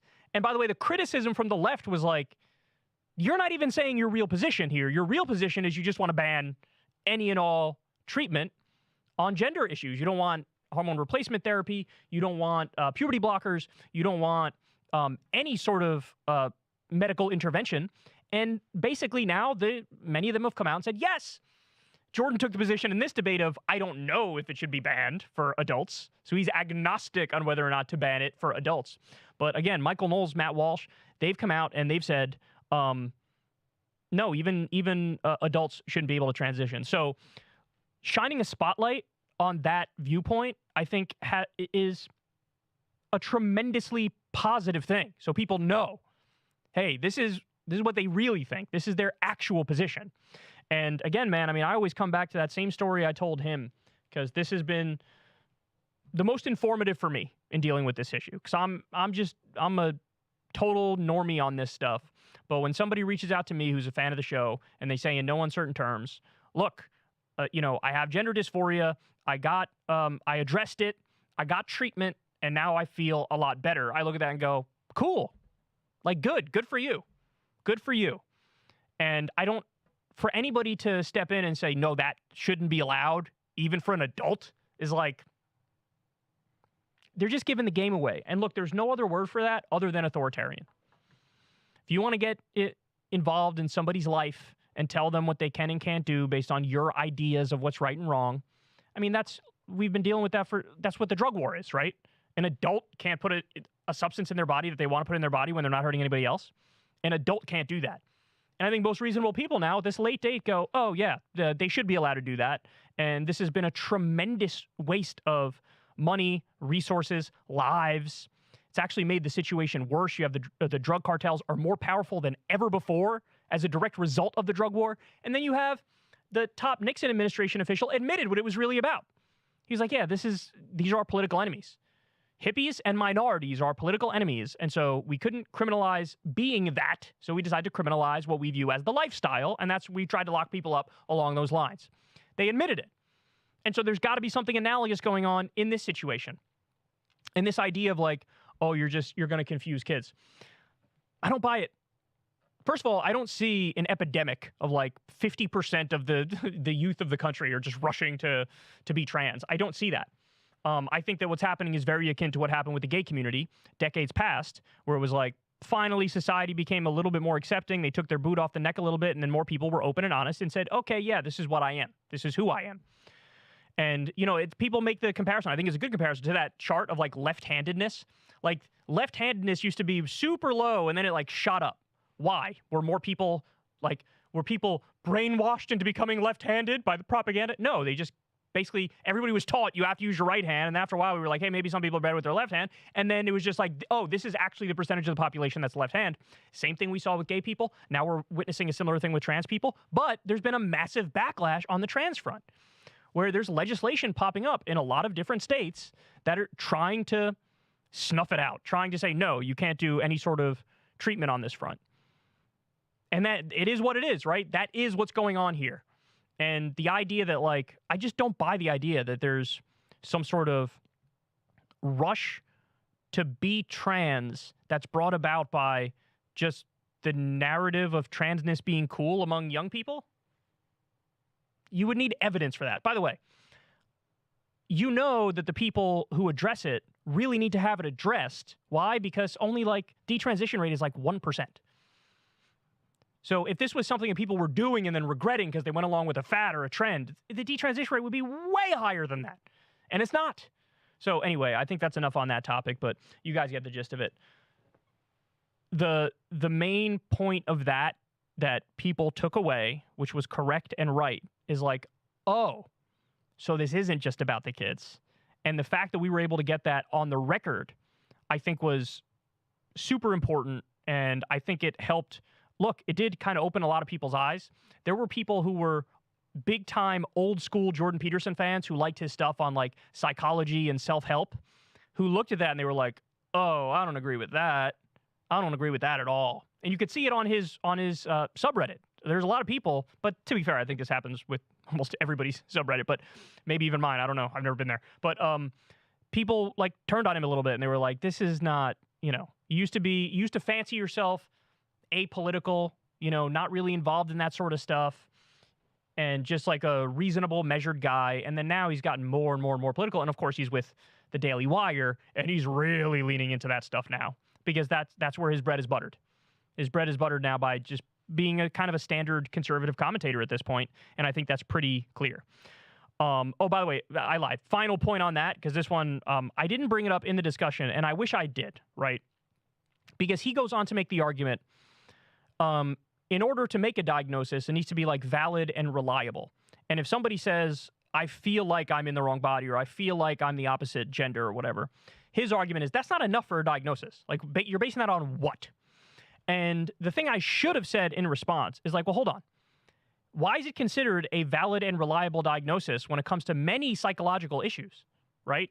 If you're dealing with anxiety, PTSD, depression, there's a whole list of things where it's like, your best evidence is what somebody is telling you their experience is. And then we react. You don't just default assume that this person who's telling you they're suicidal and they have these issues, even if there's no other evidence to back up their claim. If they say, I'm suicidal, I'm depressed, yeah, you might try to get them on SSRIs. You might try to get them talk therapy. You might try to get them some other treatment. And that is the way it works on that front. Why would it be any different on this front? Because he tries to make the comparison to, like, if somebody says I feel like I have cancer, it's like, well, you have to prove they have cancer first before you give them cancer treatment. And it's like, yeah, but that is a fundamentally different thing than these sorts of issues. Again, anxiety, PTSD, depression, whatever, go down the list. Any variety of psychological issues, disorders, whatever you want to call them. Yeah, there's many areas where the word of the person in question is paramount in treating them. So I guess the difference is when I hear somebody tell me, yes, I was born this way, but I feel that way, and it's impacting my life to such an extreme extent that I can't continue unless I get treatment, my reaction is going to be like, okay, good. Let's get that addressed. But his is like, I don't believe you. Oh, okay, well, there's a disagreement there that we're not going to be able to get past. So anyway, now we move on to perhaps a more fun debate, let's say. So there were 2 times that I was invited on Fox News. One time, I think it was pretty early in the Trump era, and it wasn't nearly as contentious as this one that you're about to see. By the way, shout out to this Fox host who now, by the way, lost his job because he's principled, just so you know. There's this guy, Leland Vittert. He's a Fox host. He leans to the right, but he's not far right. He's actually a kind of a fair questioner in my estimation, the few times I was on his show. And he was one of the people who refused to go along with, like, the rigged election, stop the steal. And he was honest. And as a result of that, Fox axed him. So now he's over on News Nation with like 7 viewers. So I feel terribly for him because he torched his career on the altar of principle, which is something that is rare in this business. So anyway, so this guy had me on, and the whole point of the show, I think it was on like a Sunday at a weird time, but the whole point of the show was like you take a talk radio host from the right and the left and you talk about different issues. So this was the second time I was on, and I can assure you, I was not invited on after this because it was a little contentious, but hey, I had a good time. Let's watch and then I'll react. Kyle, should moderate Democrats worry about this far left push? No, I think that the far left is actually the way for Democrats to win, believe it or not. So when you look at the polls and you look at all the substantive policy issues, the American people overwhelmingly support Medicare for all, for example. They overwhelmingly support free college. They overwhelmingly want to end the wars. So when you go issue for issue, the American people are actually with the far left. And in fact, President Trump, when he ran in 2016, stole some of those issues. He ran against the wars. He ran against the trade deals. So if anything, and Kyle, you might have a point. He also said he wasn't going to touch any of the entitlements, Social Security or Medicare. You make a good point in terms of where the Democratic Party is headed. So let's say the wealthy 1% could pay. Let's say if they paid, let's just give them 45%.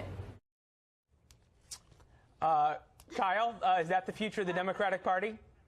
I hope it's the future of the Democratic Party. Jeff Bezos has over $100 billion at the same time that we have 60,000 homeless veterans in this country and 400,000 homeless Americans. And the American people, again, to go to the polls, overwhelmingly want to raise taxes on the rich, overwhelmingly want to raise taxes on Wall Street and corporations. I'm talking about 58% of Americans. So if your strategy is to defend the rich, by all means, go right ahead. We're still talking about radical fringe stuff.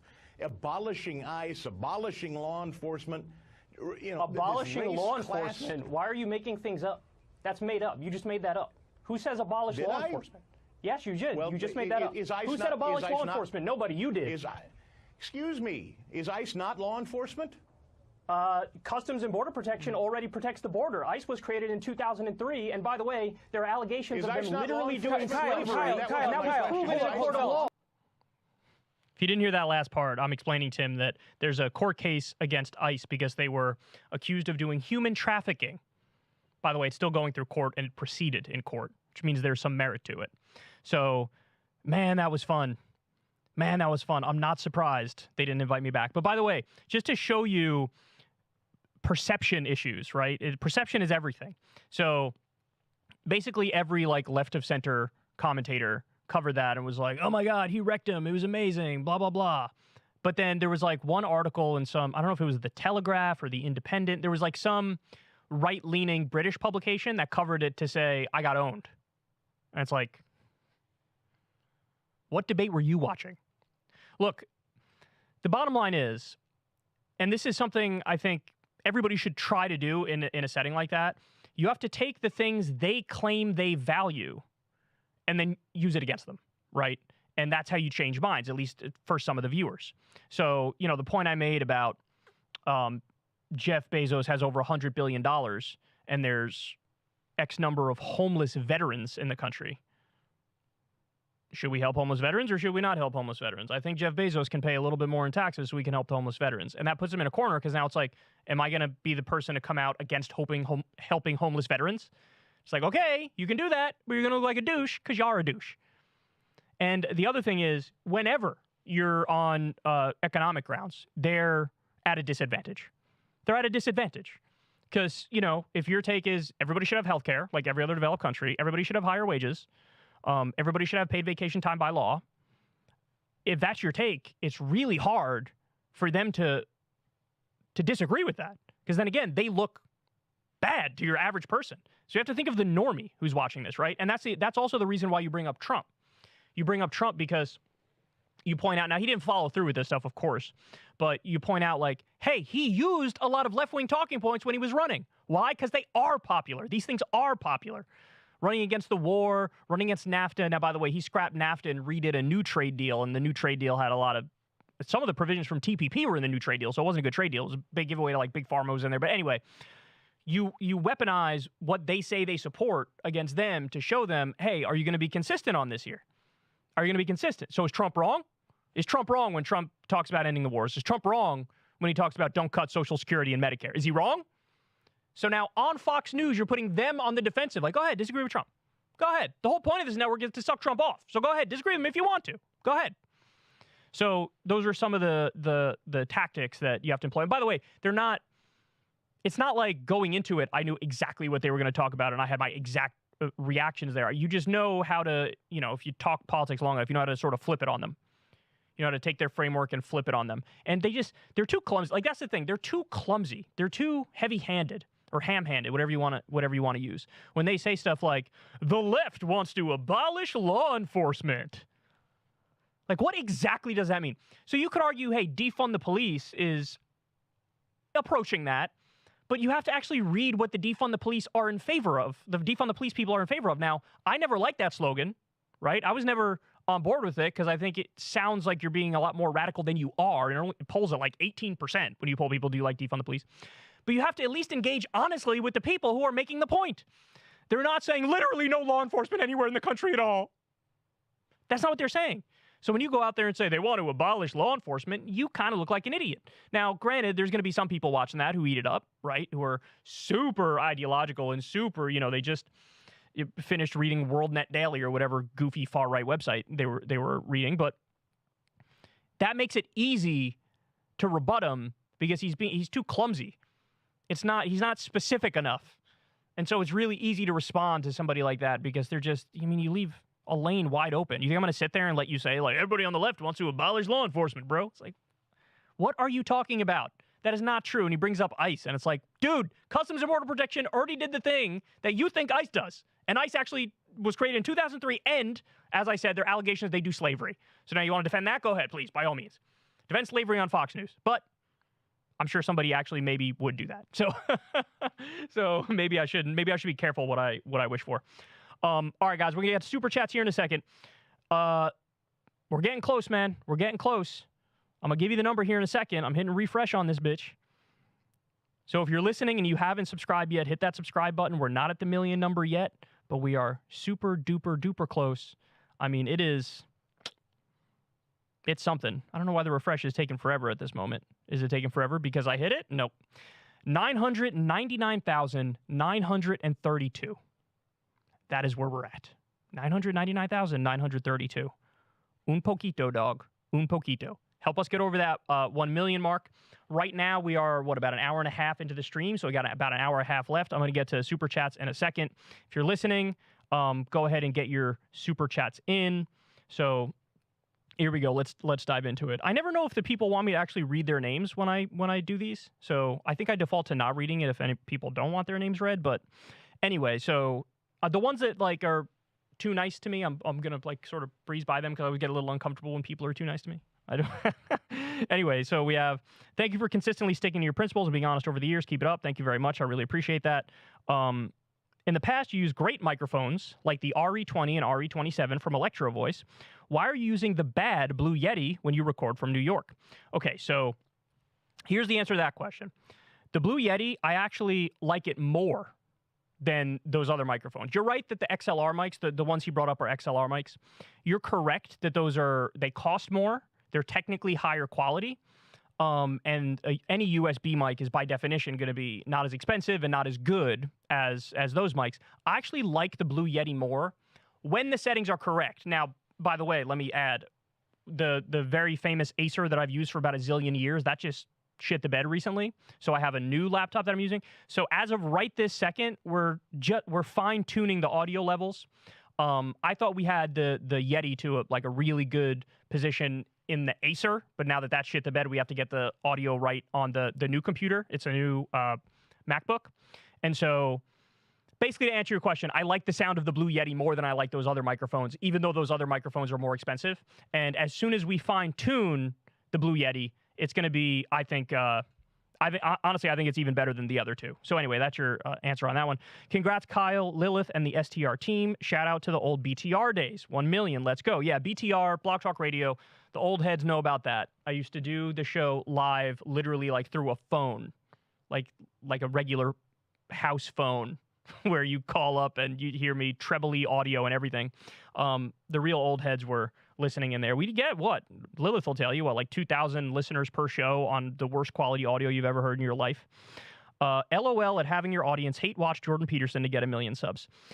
It's not hate watching. It's this is a substantive issue that is very in everybody's minds these days, because you have What is a Woman movie that came out, and you have Michael Knowles saying eradicate transgenderism, and you have all these guys now admitting they also want to ban transition surgery for adults and ban treatment for adults. So this is an actual super substantive issue, and we can take one of the bigger moments in secular talk history to further talk about that substantive issue. So I don't think it's anything to scoff at here. Thank you for the work you do, Kyle. I think your show has really opened a lot of eyes and changed the mind of a lot of people. We really need voices like yours that are not bought by big money. Thank you, sir. I appreciate it. Thank you. Yes, it's a sir. Appreciate that. Somebody says a little prayer emoji. I love you, dude. Thanks for all you do and for being one of the few we can trust. And then we got a bunch of eggplant emojis here. Thank you. That's I'm not sure Crystal will like that you just sent me eggplant emojis, but nonetheless. Thank you for what you do living deep in Florida. I rely on your commentary to help keep me informed and sane. Always appreciate your down-to-earth approach. Thank you very much. I appreciate that. Should we make general education requirements? It's a big reason why people don't want to go to college, not because they're lazy or stupid. They just don't want to waste their time.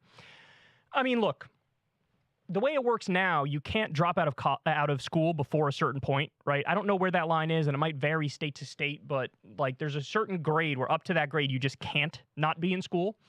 I understand that. I get that. That makes sense to me.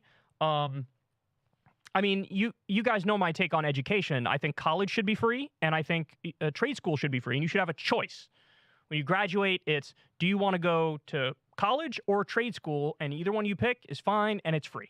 Right? That's my approach. In terms of whether or not we should make that mandatory, I don't know. I haven't put much thought behind that, but my instinct is to say not necessarily, because it's we already have up to a certain point you can't drop out, but I think wherever they drew the line at this point already is probably more appropriate. I don't think you could really tell a 19-year-old or 20-year-old what they have to do at that point. It just seems maybe a little bit of an overreach for me.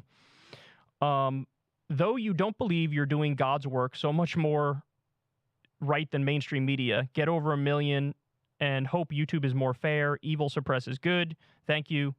Can you do videos that go in depth on the points you always reiterate, like the 73% of dictatorships? Are there updated numbers? Where do they come from? So I don't have it up in front of me now, but if you do a Google search, 73% of dictatorships supported by U.S., I remember covering this. So this is from a Truth Out article. U.S. provides military assistance to 73% of world's dictatorships. And they go on to say, I want to see if I could get the, it was a study. I want to see where the study came from.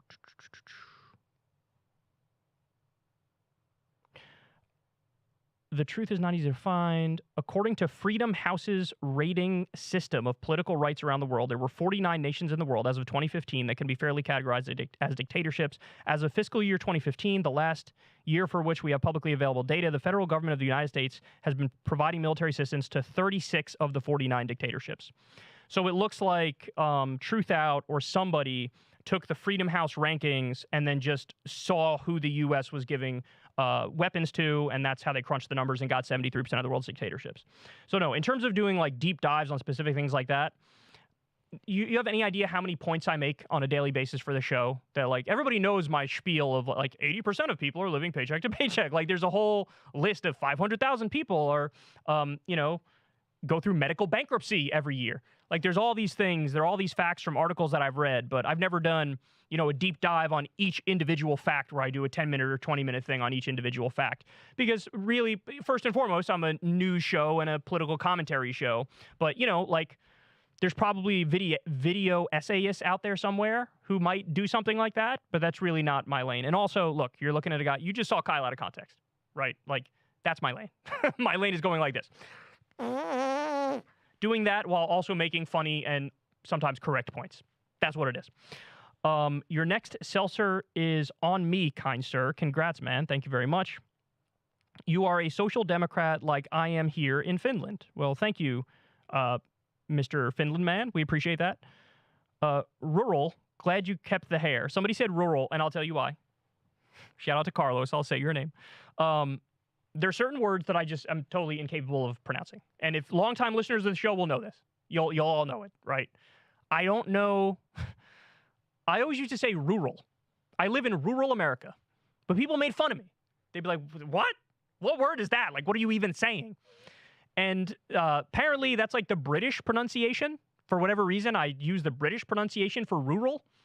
And so people bullied me into saying rural. Like, do it instead of ru, instead of a hard U, like ru, it's ruh, like a soft U, rural. So anyway, that's one of those words I've never been able to say. I don't remember others. There's like 3 or 4 of them that I struggle to say. But that's one that this person clearly, it stuck with them. They said they're glad I kept the hair. Look, let's keep it real, guys. When I first got the blonde hair, when I first got it, I polled the audience. I forget the exact numbers, but I think it was like 60-40 against the blonde hair, right? Somebody made a good point to me after that. They said, why on earth would you poll it on the first day of the change? Because people don't like change, right? And they'll be like, this is totally different. No, don't like it. Dislike, dislike, dislike. The fact it was 60-40, even the day I got it done, says, hey, man, there's a little bit of hope, right? So over time, it is true. More and more people have been like, yeah, you know, I'm kind of used to it. I kind of like it. It's nice. My guess is now it might be 50-50 or 60-40 in the other direction. But here's the deal. I'll give everybody the inside scoop on the hair. So I like it. I prefer it. It's actually easier for me to deal with. My hair is like, I pretty much have white hair by now. I do. Like my hair's gone white. I mean, I have some brown still left in there, but it's mostly white. Like the sides are all white. I'm Mitt Romney in this bitch. Okay. So to dye it the brown color, it's more work. I have to use Just for Men gel like every 2 weeks, and it's a pain in the ass. I don't have the time. I don't want to do it. When we do the bleach and do Slim Shady Kyle, I can do it once and then not have to touch it for like a month or 2. And that is way preferable because it's less work for me. Did you guys say something in my ear, control room? Oh, shout out to Peter. We just hit the number. We just hit the number, y'all. 1 million subzizis. I'm going to see it. It's official. We got 1,000,003. Yes. Glory. Feel the glory. Yes. Oh. Feels good, y'all. Feels good. Thank you very much. Everybody who subscribed, thank you very much. I really appreciate it. I thought it was like a 50-50 chance whether or not we were going to hit the million when we started the stream. Because I was like, I don't know, man. We're 500 off. I got to gain 500 for sure in a 3-hour period. Seems like you guys came through, dog. You guys came through. Thank you. I love all of you. You guys are awesome. Hey, while we're here, can we get it to 102,000? Can I get 102,000? Give me a little bit of insurance so that the next time I say something that everybody hates, that even if people flee, we're still okay. So can I get 102,000? 1,002,000. Can I get 1,002,000? Hit me with it. Hit me with it. Everybody subscribe if you're listening. Anyway, back to my atrocious hair. So for the wedding, for Crystal and mine's wedding, I'm going to dye it back to brown because my entire life I've had brown hair until recently, right? And so I'm gonna dye it back for the wedding, but then right after the wedding, I'm probably gonna go back to blonde, and I'm probably gonna keep it blonde. Sorry, I like it. For those of you who don't like it, sorry. I enjoy it. I like it. It's easier. You know, you'd think it's harder, but it's actually easier because I said I don't need to diet every 2 weeks like I have to do with the Just for Men gel. And like I said, there's been plenty of people who said I didn't like it at first, but it has kind of grown on me. So hopefully it grows on all of you and you learn to appreciate Slim Shady Kyle, because Slim Shady Kyle might be here permanently. Yeah, I'm pretty certain I'm going back after the wedding. Anyway, so you'll see it for like a week. It'll be brown again, and then it'll just go right back. Okay. Anyway, where was I? Watch the best piece of leftist media, One Piece. Not sure I know what that means, but appreciate the super chat. Have you ever heard of Chuck Marone of Strong Towns and how car-centric infrastructure is bankrupting our society? I have not. I have not heard of Chuck Marone, and I haven't really put much thought behind. Look, I've experienced the 3 different major kinds of lifestyles, right? Like I've lived in the suburbs, I've lived in the city, and I've lived in a rural place in the country. And for me personally, I actually like country living better. I do, which is kind of funny, right? Because you wouldn't think so. If you look at me and if you look at my politics and all that stuff, I think country living is the best, in my opinion. The fact that you could like go outside to grab the newspaper or whatever, butt-ass naked, and nobody cares because the nearest house is like 300 yards away behind trees, I think that's glorious. So anyway, I like country living the best. So I haven't really put much thought behind. I know a lot of lefties are big on like, we need walkable cities. We need to totally change our infrastructure in terms of, you know, not being so reliant on cars, etc. I just say I'm agnostic on that overall. You know, for people who live in city, yeah, the city should have much better public transit. I think there's no doubt about that. And it'd be better to get more cars off the road or move more towards electric cars or whatever. But me personally, I mean, I'm always going to have some sort of a vehicle because I like being out there in the country. Hey, Kyle, been a huge fan of yours since 2015. Congrats on the milestone, 100% deserves. Thank you very much. I really appreciate that. Pressing issue, has Corin's stance on cats changed ever since you and the missus got one? I don't think so. I don't think Corin's mind has changed on cats. I will say, though, I'm going to say something controversial. This might be the most controversial moment of the whole thing, okay? My whole life, I have loved both dogs and cats. I have. I've loved both dogs and cats. But for most of my life, I would say I was 60-40. 60% prefer dogs, 40% prefer cats. I was always a little more of a dog person. In fact, I might even go crazy and say I was 65% leaning in the dog direction. I might say that. But now that we have both a cat and a dog, by the way, for those of you who don't know, Phoebe is the dog. She's a beautiful, beautiful dog. And her nickname is Stinky. And every time I see her, I go, Stinky! And she gets really excited and runs around and then humps my leg. Now that we have both a dog and a cat, I got to go 60-40 for cats. I got to go 60-40 for cats. I know, it's controversial. I might lose the sub. I just got to 1 million. They might be gone. But poof, gone. Because dogs are, I know that in the poll of Americans, dogs or cats, I think dogs are probably going to crush in that poll. I mean, I could be wrong. My instincts could be wrong. But I got to tell you, man, having a dog and a cat, I love them both with all my heart, you know, and I give them all the love and attention in the world. But the fact of the matter is this. Phoebe will never leave me alone even for a second. My leg could get blown off in a terrible accident. There could be an explosion that maims me, and Phoebe would be there humping my carcass, and she would be begging me to pet her belly as I lie there bleeding out and about to die. Like, that's what would happen with Phoebe. I wake up in the morning, I'm a zombie, right? Like, I'm half awake, I'm stumbling through the kitchen in my underwear, and I just get tackled by Phoebe, and she humps me. Like, she won't let me move 5 feet in the house without, pet me, my belly. And I love her, and she's adorable, but every now and then, it's a little too much, Phoebe. Reel it in. Whereas Salem, our kitty, he's a very outgoing kitty, but as you all know, a very outgoing kitty is almost like a reserved dog, right? And it's the right amount. The only issue with Salem is every now and then, Salem can get a little cunty, right? A little bit like, bitch, I don't want your attention right now. Piss off. But Salem more than makes up for it, where every now and then, like, I'll wake up, this is adorable, I'll wake up in the middle of the night, and Salem will just be over me, staring at me, purring. Just, like, making the noise, looking at me. And I'm just like, oh, you're so cute. And you know what? He better be cute. Salem better be cute, because we spent thousands of dollars saving Salem's life when Salem decided to deep throat, you know those little door stoppers? It's got, like, the spring, and it's got the cap on it. It's got like a white cap, like a rubbery cap or plastic cap, and it's a metal spring. Salem, he goes through these like hunting phases because he was a stray. And so every now and then, like, he'll hunt around the house and like pounce on shit, and like this is what he does. But like one night, he was just going buck wild, sprinting everywhere, playing with his toys. And apparently one of the things he did is he went to the bathroom and he started deep throating the fucking spring. The thing popped out, he swallowed it, and then he was throwing up for the next day and a half, 2 days. I was like, Crystal, we got to take him to the vet. Like, he could be really sick or something. So we went to the vet. They just gave him some anti-nausea medication, told me he's probably good, but if there's still an issue, come back, we'll do blood work, x-rays, whatever. We could do him now, but you probably good, like you're good. I gave him the anti-nausea medication. If he throws up again on this medication, he's in trouble, bring him in. So I bring him home, he throws up again. I'm like, oh my God, I thought he might have had cancer or some serious issue. So we bring him back in. They do the x-ray. He's got he deep-throated the frickin' spring, and it was in his belly, and he needed surgery. He needed surgery, man. Do you have any idea how hard it is to keep a cat in a little crate for 2 weeks after the surgery? Salem doesn't know that he can't jump around and do all these crazy things because he's got stitches and he can't have his intestines rip open, right? But we had to go through all that. Anyway, it was, oh God, it was so anxiety-inducing. Like, all of it was so much stress. And, I hope he's okay, and just going through the whole thing. But anyway, my point is, he better be cute, because to go through all what we went through in order to save his life was a lot, man. It was a lot. But we absolutely, positively love Salem. And Salem is a little less needy, but still sort of outgoing and loving.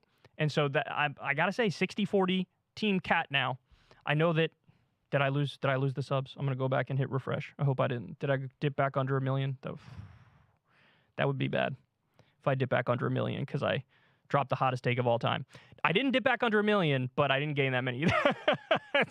We got 1,014 subs. Can I get to 1,002,000? Hit the subscribe button. Hit the subscribe button. Let's drive it up as much as we can while we're here. Somebody said, keep it up. I keep forgetting, who was it you're impersonating with the "we're for good things and against bad things, and our strength is our values" quotes? What was his name? Oh, fuck, what's his name? DNC Perez? Something Perez? Tom Perez, that's it.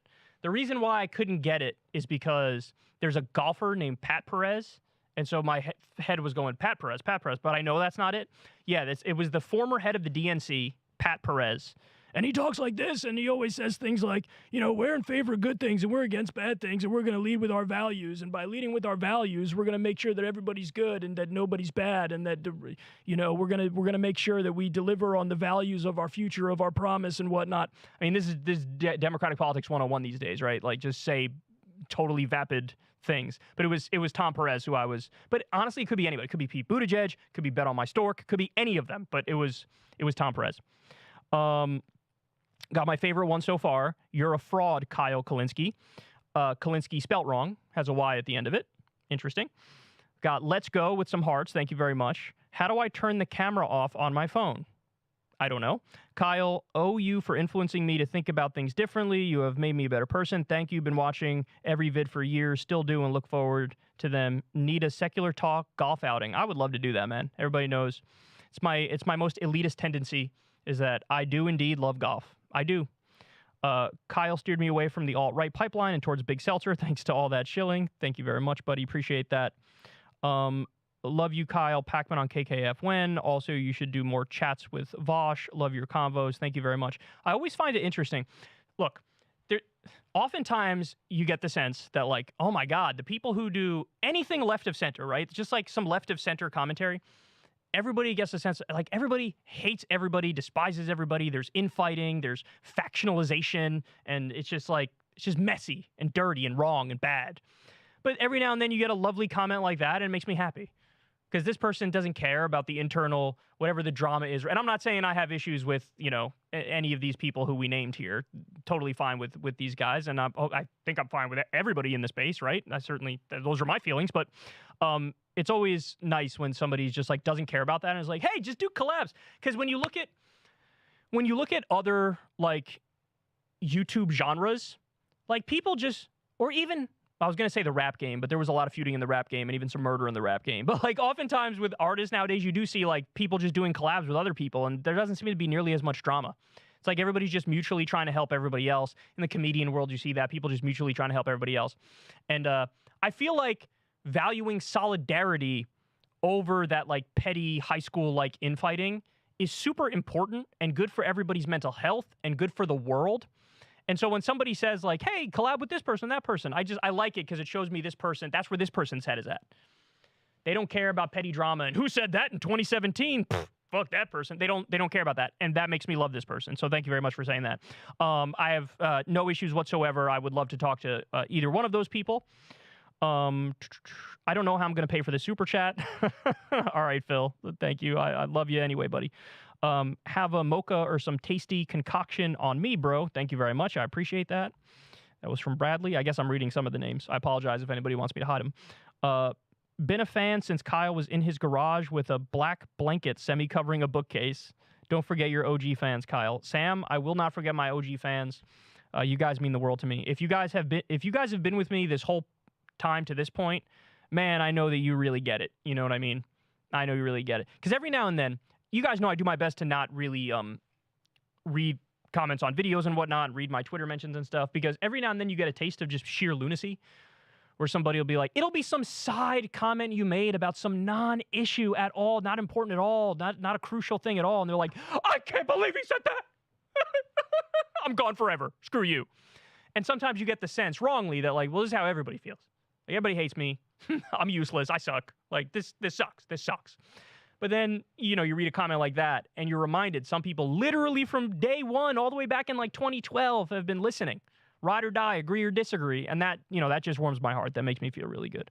So I appreciate that. Where was I?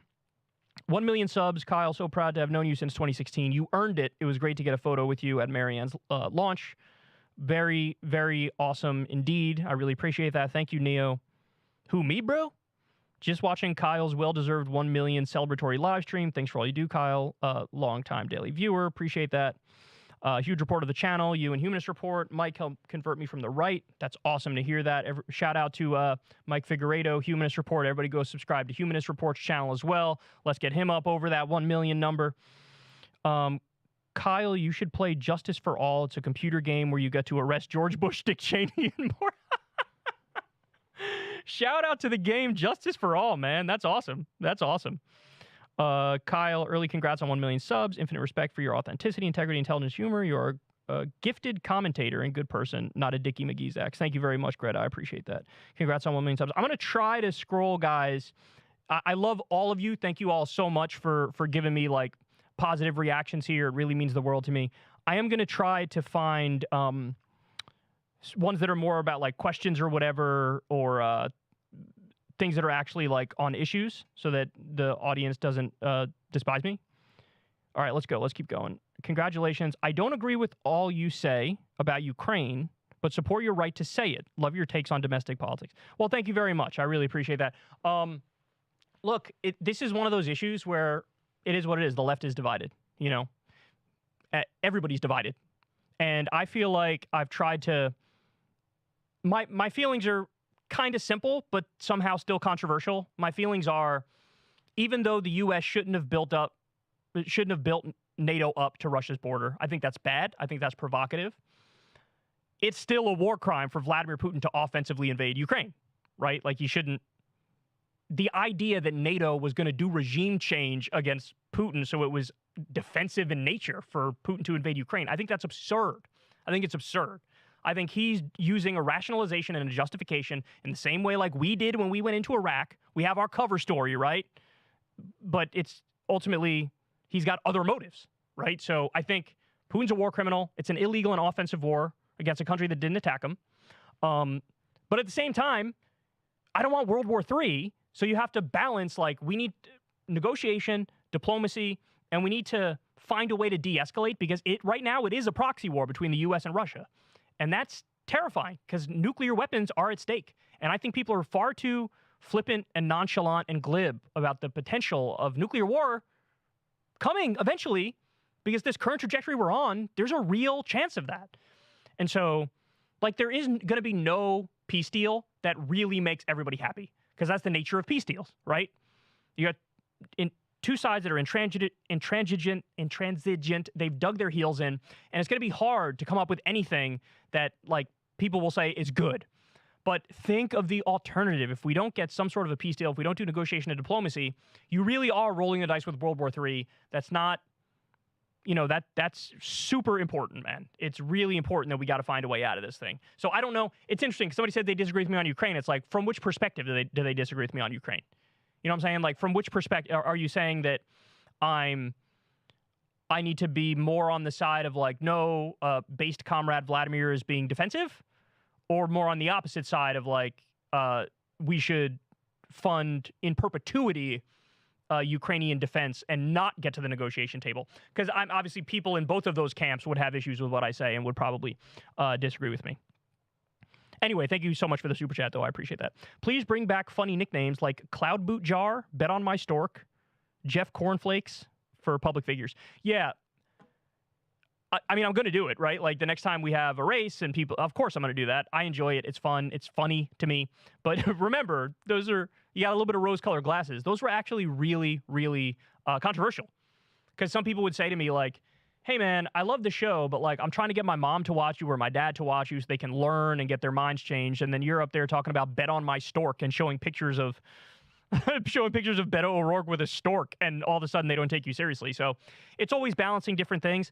All I can do is just keep being myself and let the chips fall where they may. And luckily for you, myself is still using silly nicknames and having a good time. Your channel was really the first progressive channel that got me into keeping tabs of politics since my middle school years during late 2015. Early congrats on 1 million. Thank you very much. I appreciate it. I got to know you through Crystal Balls Rising. Congrats on your future wedding and engagement. Thank you very much. I appreciate that. I'm a very lucky man. I'm a very lucky man indeed. Been getting news from you since 2017. Congrats on finally getting to 1 million. Even when I don't agree with you, I always respect your commentary. So Chris Glasser here says, selfish plug, I'm running for Congress in Michigan's 4th District. As a longtime listener, you have helped keep me informed and helped shape my politics. Thank you and congratulations. So that's Chris Glasser. He's running for Congress. Dude, I know how difficult that is. I know how hard that is. I wish you luck, because putting yourself out there like that is not an easy thing. Trying to gain any traction whatsoever is not an easy thing. So my hat's off to you, because to throw your hat in that ring, it is a vicious ring, to say the least. Kyle, you changed my mind on so many things. I used to watch Ben Shapiro daily, but now I watch your show daily, and I've been for some time. You're only moving me further left. Congratulations. Thank you very much. That's from, I have to shout this person out. Snack King. Thank you, Snack King. Because those, as everybody knows, those are my favorite comments. Like, I was going that way, and then you took me out of that. Somebody wants me to shout out Portugal, because I got viewers in Portugal. Well, they say all 2 of us. I don't know, man. If I actually look at the numbers, I bet I have at least 100 listeners in Portugal. So shout out to everybody listening from Portugal. Jealous of your weather, especially in the winter. I watch you every year for 3 years, and you've quite literally changed the course of my life by introducing me to leftism. I'm a Marxist now, but I still watch you due to how principled you are. Can't thank you enough. Well, thank you, Nick. I appreciate that. Kyle, your video critique on the American Sniper and Chris Kyle got me into politics. Interesting. Thank you for everything, and congratulations. You deserve it, buddy. I appreciate that. Now that he mentions it, I vaguely remember that video I did, but like, until you brought it up, I literally haven't thought of it since I did it. So like, I barely knew it existed. And it's always interesting when somebody says, like, Lilith, for example, has a video that's her all-time favorite video by far. And to me, I barely registered, in it, I say something like, somebody says something about like the anarchy of the crown. And I say, like, you mean tyranny, you jackass? And that was, to her, it was like the best thing ever. And it's interesting how everybody has their own thing where it's like, this was the thing that really did it. And meanwhile, I'm like, I barely remember any of this shit. It's all just like zooming by my face at 1,000 miles an hour. Came for the 15-16 POTUS coverage and never left. Thank you very much. Kyle, your 2016 predictions are why I started watching you. Thanks for helping me steer clear of the reactionaries that were rampant in the Gamergate era. Thank you, buddy. I appreciate that. Yeah, I mean, look, the landscape on YouTube is always interesting, right? Because every now and then you just get these certain issues, certain topics, certain viewpoints that just sort of take off, right? It's just like rocket ship to the moon for certain things. So during Gamergate, it was the anti-social justice warrior stuff.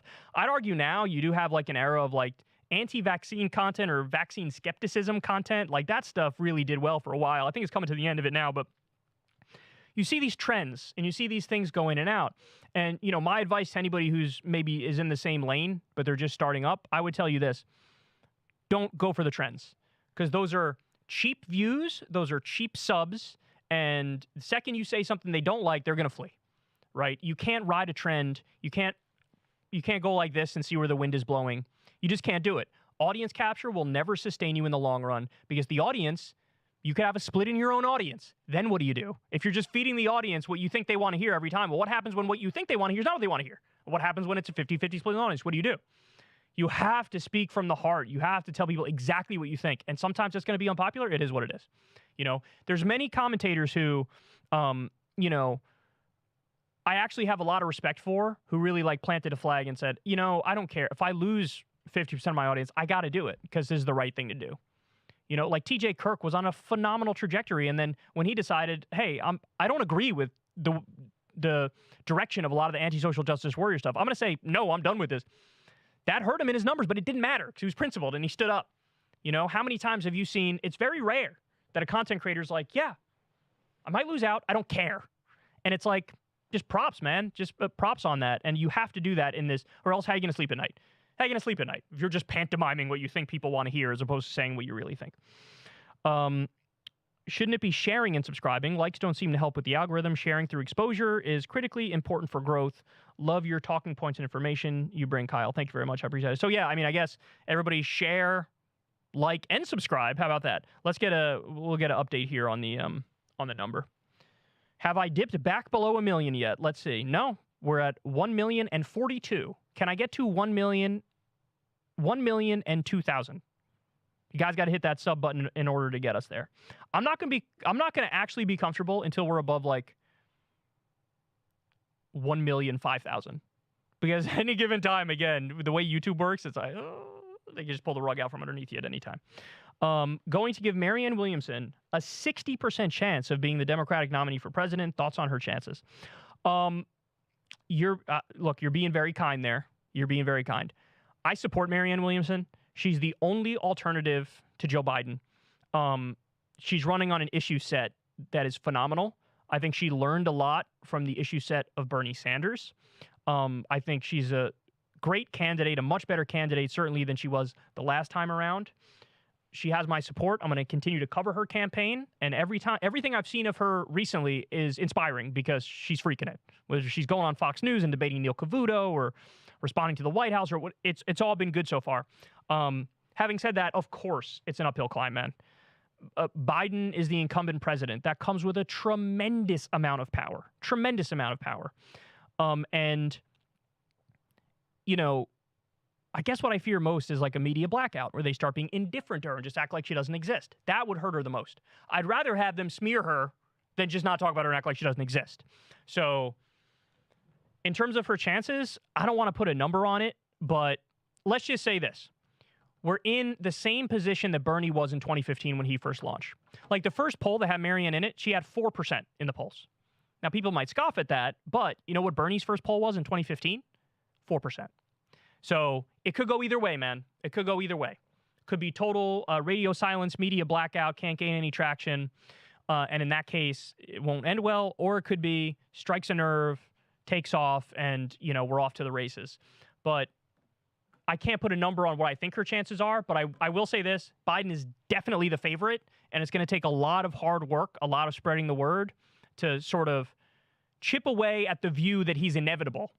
You know what I'm saying? So he's definitely the favorite, but, you know, let's knuckle up.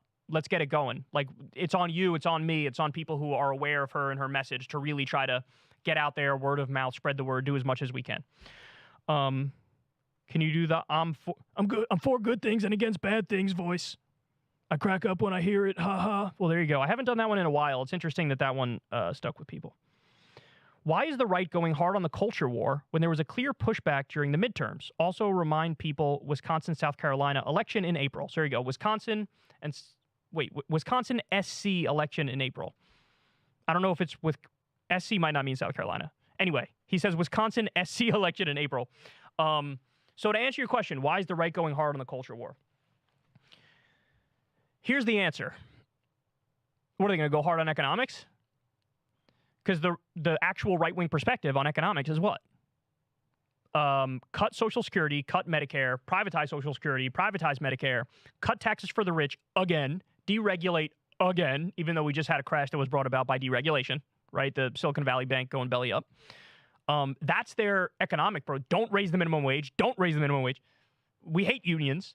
Like, this is their economic message. So as bad as their culture war message is, they will at least hold their base with the culture war stuff. Like, think about it. Going back to when I was younger, Thomas Frank book, What's the Matter with Kansas? It's like, why do people keep voting for Republicans in Kansas when it's against their economic interests? And the answer is why? Because they used Christianity to gin up, oh, we're super Christian. The Democrats are not Christian. We're super Christian. We're Republican and we're Christian. Are you Christian? I'm Christian. Are you Christian? And just trying to gin them up on that. Like, oh, yeah, this guy's on my team. And that's what it was. So they can't talk about economics because they're so unpopular with everything they want to do on economics. So what do they default to? We like tradition and we like the way you live and we don't like the gays and the trans and the stuff like that, bro. Come on, bro. So that's what, because as unpopular as their stuff is on the culture war, their economic stuff is even more unpopular. So they figure, let's just hold the base with doing the culture war stuff. But you're right. Your point is correct, though, that it didn't work. So for them to lean into it again is like, okay, good luck on that. Good luck on that. Funny enough, the only Republican who's gotten any semblance of a reasonable strategy at this point in time is Trump hitting all the other Republicans that wanted to cut Social Security and Medicare. He told me, I wouldn't cut it a penny. I wouldn't cut it a penny. These guys, they want to cut it. I would never cut it. That's phenomenal politics. This is one of the main reasons why he's going up again in the polls. And of course, now the soon-to-be indictment is helping, et cetera, but you guys get the gist of it. And by the way, also credit to Biden on that front. He used to support cutting Social Security and Medicare and talk about we need to make a deal on that front. Since he's been president, now he's saying the polar opposite. And he stuck by it to this point.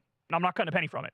So Biden and Trump are actually randomly right on this issue, which is very, very interesting. Let's see. Have you seen the Alexei Navalny documentary on HBO? It's cliche, but it's the epitome of stranger than fiction. Thoughts on it if you've seen it? I have not seen the Alexei Navalny documentary, but I know that he's the political prisoner in Russia, if I'm remembering that correctly. But I will check that out because that sounds like something that'd be right up my alley. I love how I get notifications of uploads on Secular Talk while you're live. P.S. Your channel is one of the few, besides Thunderfoot and some others, where I make sure I watch every video. Well, thank you very much. I really appreciate that. Let's see. You guys, Crystal and Sagar, should come to Yale University. We actually did not that long ago. Well, it wasn't Crystal and Sagar. It was me and Michael Brooks went there. Rest in peace. Rest in peace to Michael Brooks. Let me tell you something. That guy was ahead of his time. When I was a snotty little prick making fun of Marianne Williamson for being, like, spiritual, he was like, no, she's my number 2 to Bernie Sanders. And I remember thinking at the time, like, why? You know, if it's not her, I think my list at the time was like Bernie, Tulsi number 2. Oh, terrible foresight, Kyle. What were you thinking? and then Yang 3, I think, and maybe then Marianne. But it's like, he was ahead of us. Rest in peace to the GOAT. He was far ahead of his time. You know, a lot of people miss his commentary to this day. They still run, streams of his, like, they're re-uploading streams of his, and he still gets viewers, which tells you quite a bit, you know. It's been a while since he's been gone now, and there will still be 50 people, 100 people watching a rerun of his commentary, which tells you something about him. Anyway, I went to the Students for Bernie invited us, and we went, and we gave a talk at Yale, and it was fun. It was very nice. Hey, Kyle, I live in India, and I've been watching your videos since 2016. I initially subscribed for your content on atheism, but stayed for your class-based view of politics. I would still be a Reddit atheist if it weren't for you. Well, look, man, I was a Reddit atheist as well for a while. So, well, I was never on Reddit, so I guess I wasn't a Reddit atheist, but I was certainly one of the, atheist bros. I appreciate the work you do, and standing up for Americans. Love your work. Thank you very much. I appreciate that. Massage parlor studio. It looked like you were in a room at a Japanese temple. All you needed was a pair of katanas and samurai gear. So we got a couple people telling me, got over the hump. You made it, bro. You hit the 1 million. That's awesome. I guess this was the exact moment that it hit that people said this. Have a kid named Kylie, and I will sub to Patreon. That's what it's going to take to get you to donate $2 a month? Come on, bro. Come on. That's not right. Breaking Points in Raleigh at some point, maybe? I don't know. You got to ask them, man. Look, the way it works is they had some live shows. They did some live shows, and Crystal was like, hey, you want to come? And I was like, yeah, sure, no problem. That's like the gist of how that came about. I wasn't involved in the planning or anything like that. It was just they had some live shows they were doing. Crystal was like, "You want to come?" I was like, "Yeah, sure, let's do it." So I'm not really involved in the planning, but if you ask them, there's potential there that they might want to do some more live shows elsewhere. Biden, come on, man, you're so close to 1 million. True. Now we've hit it. A bunch more people telling me you hit 1 million, hit 1 million, hit 1 million. Also, Kyle, just wanted to say this, but urban planning is another issue that affects a bunch of other issues, just second to corruption, in fact. Of course, it's also affected by money and politics. Gotcha. Thank you, buddy. I grew up in a deep Republican home and had zero exposure to the Bernie left until I heard you on JRE in summer of 2021. And now here I am, labor organizing at my school and donating to Marianne. Thank you, Kyle. Thank you, Kevin. And let me say this. And I think everybody needs to take this advice to heart. Can't get down on yourself, man. Even if things don't go well for us, even if like we hit roadblocks, even if it's like we feel like we're fighting and we're fighting and we're fighting and nothing changes. What's that old saying? Like nothing happens for years and then years change in days or something? I totally butchered that. But the point is, you could fight so hard for like a decade and nothing changes, and then all of a sudden, in a very short time frame, a lot can change. So the point is, you have to like fight as a matter of principle. Like the meaning and the purpose is in the fight, regardless of the outcome. If you keep showing up, if we keep showing up, if we keep putting in the work, then eventually you move the needle, you move the needle, you move the needle, and you have some sort of a breakthrough. Go, civil rights movement, great example of this. Women's suffrage, great example of this. I mean, these were fights that seemed unwinnable. Ending segregation in the South, what are you talking about? They've always had it. Like, what are we talking about? And then we ended it. Got the Civil Rights Act and the Voting Rights Act. Again, women's suffrage, another great example. I mean, we do have this attitude these days where it's like, we get so frustrated if we don't see immediate movement in the right direction that everybody just wants to like pack up and go home. And it's just like, that's what they want you to do. And if for no other reason, out of total spite against the establishment, say, fuck you, I'm going to keep fighting because that's the last thing you want me to do. You know what I'm saying? So much credit to you. I love that you're involved. I love that you're donating to Marianne. I love that you're labor organizing. And I hope that a lot of other people out there are doing the same thing. Somebody tells me my channel is how I got them out of their conservative mindset, started my own politics podcast, wondered if you have advice for new content creators in this space. Don't look at analytics. Don't look at numbers. I mean, I know it's ironic because we're doing our 1 million sub stream and I'm like counting the subs. So I'm a total hypocrite, totally contradicting this exact message I'm giving you. But I swear to you, and Crystal will tell you this, Corin will tell you this, anybody who's close to me knows, I avoid it like the plague. I don't want to see the numbers. I don't want to know the subscribers. Because I don't want to be impacted by that in a negative way. I want to stay true to the mission. Like it's like, this is my art, this is my creativity, and it's like, do the thing that's from the heart and then let the chips fall where they may. And that's my advice to you. Keep showing up. No matter what happens, keep showing up and stay true to the original mission. Do not get lost in the analytics. Do not get lost in the trends of the day because trends change. Trends come and go. You just got to stick by the original mission by any means necessary. And so that would be my advice to you. It would be dope if you did more live streams. It seems like a win-win because you get all the super chats. Also would love more stuff like the PBD pod. Look, man, I did enjoy that. For those of you who haven't seen it, go check out, I did the PBD podcast. I posted it on my channel as well, so you can go, type in secular talk, Kyle grilled on Bernie, socialism. Type that and it'll come up. I did the PBD podcast, and it really went well. Those guys don't agree with me. They're more like hustler types, grind set types, pull yourself up by your bootstraps, right-leaning, that sort of thing.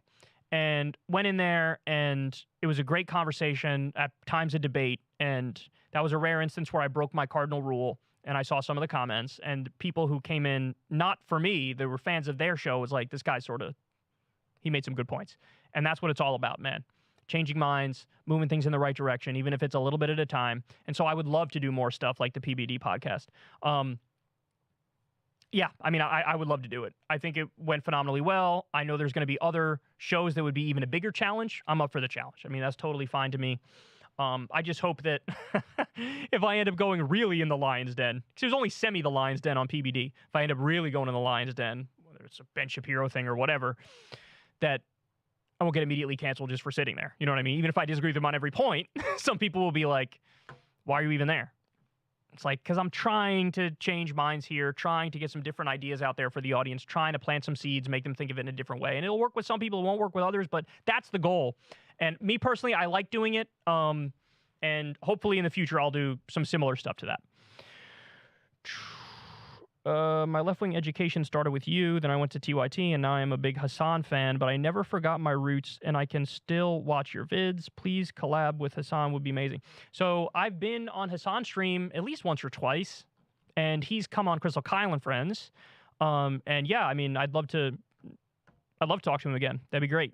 Hassan is gigantic, man. It's kind of amazing. He blew up. He is like the #1 Twitch streamer, and you want to talk about working hard. You know, I think I work hard. Hassan is like, if he's awake, he's streaming. It's kind of amazing. So anyway, yeah, definitely not against that. Would love to do that. Will you cover Jimmy Carter's legacy? Most lefties don't know he was a neo-lib, abetted genocide in East Timor, and armed the Mujahideen before Reagan. I mean, that's a good question. I haven't really considered it yet. I know he's in hospice, so he's going to die very shortly. I might cover it. I might not cover it. I just did the story about how Reagan committed treason in order to beat Jimmy Carter. He literally worked a back channel to the Iranian government to tell them, don't release the hostages. Don't release your American hostages. Release them after we're inaugurated. And that's what they did. So he basically committed treason to defeat Jimmy Carter and have like a political talking point of, see how tough I am? They released it when I came in because I'm so strong. So I covered that. But in terms of Carter's legacy, I mean, the things you said are sort of irrefutable. I mean, I don't know about the Arm the Mujahideen one. My understanding was that Reagan did that. I mean, could have been that Carter did that. I just don't know that. But the other ones are true. That he did usher in, started like the era of neoliberalism. Wasn't as bad as the later on guys. Like Clinton was the worst. But he started the era of neoliberalism. And the genocide in East Timor is something that Chomsky talks about a lot. It wasn't that the U.S. military was acting a fool at the time. It was more that the quote-unquote deep state was acting a fool as Carter was president. And whether or not he directly ordered these things, it's like the buck stops with you because you're the president. You know what I mean? So, unfortunately, you're right. His legacy is not was not great. And domestically, everybody knows it was kind of a disaster. We had the gas shortage at the time. There were all sorts of other issues. But, I mean, since he left office, he's been the best of all the presidents in that he genuinely, he cured a disease. He like eliminated malaria with these nets or whatever. Like he literally cured a disease in Africa, that's great, obviously. And he does the Habitat for Humanity thing, which is great. So all those things are good. But yeah, when he was president, a slightly different story. What is the origin of your catchphrase, Dickie McGee's axe? And has it rubbed off on Crystal? I don't know. I don't know if I'd say any of my stuff rubbed off on Crystal, to be honest. Any of my phrases. I really don't know. It rubs off on the kids, though. the kids, like, they'll start copying the things I say. Like, I don't know. One of the things that happens oftentimes is I'll just start, like, a song will come on the radio and I'll be singing it and I'll just switch out words for ridiculous words. So, like, I'll say, like, yak or goat or something, and I'll just throw that in a song. And then, you know, a week later, the kids are, like, going around saying, yak, yak, yak, yak, yak, or go, go, go, go, goat. And I'm like, damn, that's amazing. For Crystal, I don't know if this stuff is rubbed off. Maybe it has, but Dickie McGee's axe, I don't actually remember where that originally came from. Was it Corin? Did you come up with that? I don't know if it was Corin. Was it my buddy Bobby? Yeah, I don't remember. But my memory sucks, dog. I should remember that one because I've used it so much, but I really don't remember where it came from. That's amazing. I'm still saying this thing years later, and I'm like, I don't know what the fuck it means. This may be the first not totally spontaneous live stream of yours. That's totally true. Hey, Kyle. Hope you and Crystal are well. Got a question. Whatever became of the report card you were going to do like you did with Obama? Here's the sad answer. It is so much work, and I just haven't had the time to, like, let me do this one video. Because, look, the fact of the matter is this. If I do that video, it's going to get, like, 100,000 views or whatever.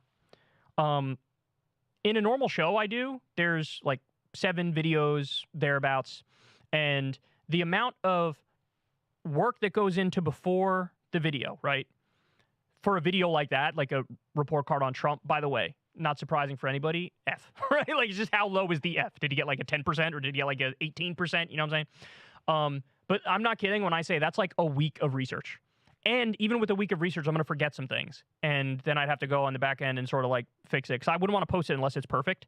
And the other thing is with Obama, I had kept like a list of all the things so that when it came time to do the video, it was still a lot of research, but it was already right there. So I'm like, okay, I have the outline here.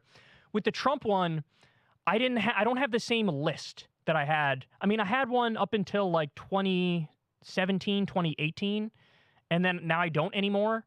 And so it's so much work, and I'm afraid I'm going to miss certain things and not do it justice. Basically, I would need like a week where I'm all by myself and just thinking about that in order to do that video right. You understand what I'm saying? So I just haven't done it. I haven't done it for Trump. I haven't done it for Biden. Biden's still in office, of course, but when he leaves, I don't know. I know people like that one, and I liked it too, but it's such a mountain to climb, and it's so difficult, and I don't want to fuck it up, and I don't have the same outline that I did going into the Obama one, so I'm just hesitant to do it. It's such a time investment, such a mental investment. The other thing is my brain needs to be working to do it, because I need all the things that Trump did need to like come to me. You can't just like go to one place where it says all this stuff. Like all of it has to come to me, and then I have to, and it's hard to remember everything. Like I might try to do the video and only get like 50% of the things he did, and then I feel stupid because after the fact, oh, he did that, and then he did that, and I forgot about that. Anyway, that's the answer to your question. Kyle, did you see Anna Kasparian recently freak out over the non-issue of the phrase birthing people on Twitter? I did see that she said something on Twitter, and then a lot of people were mad at her.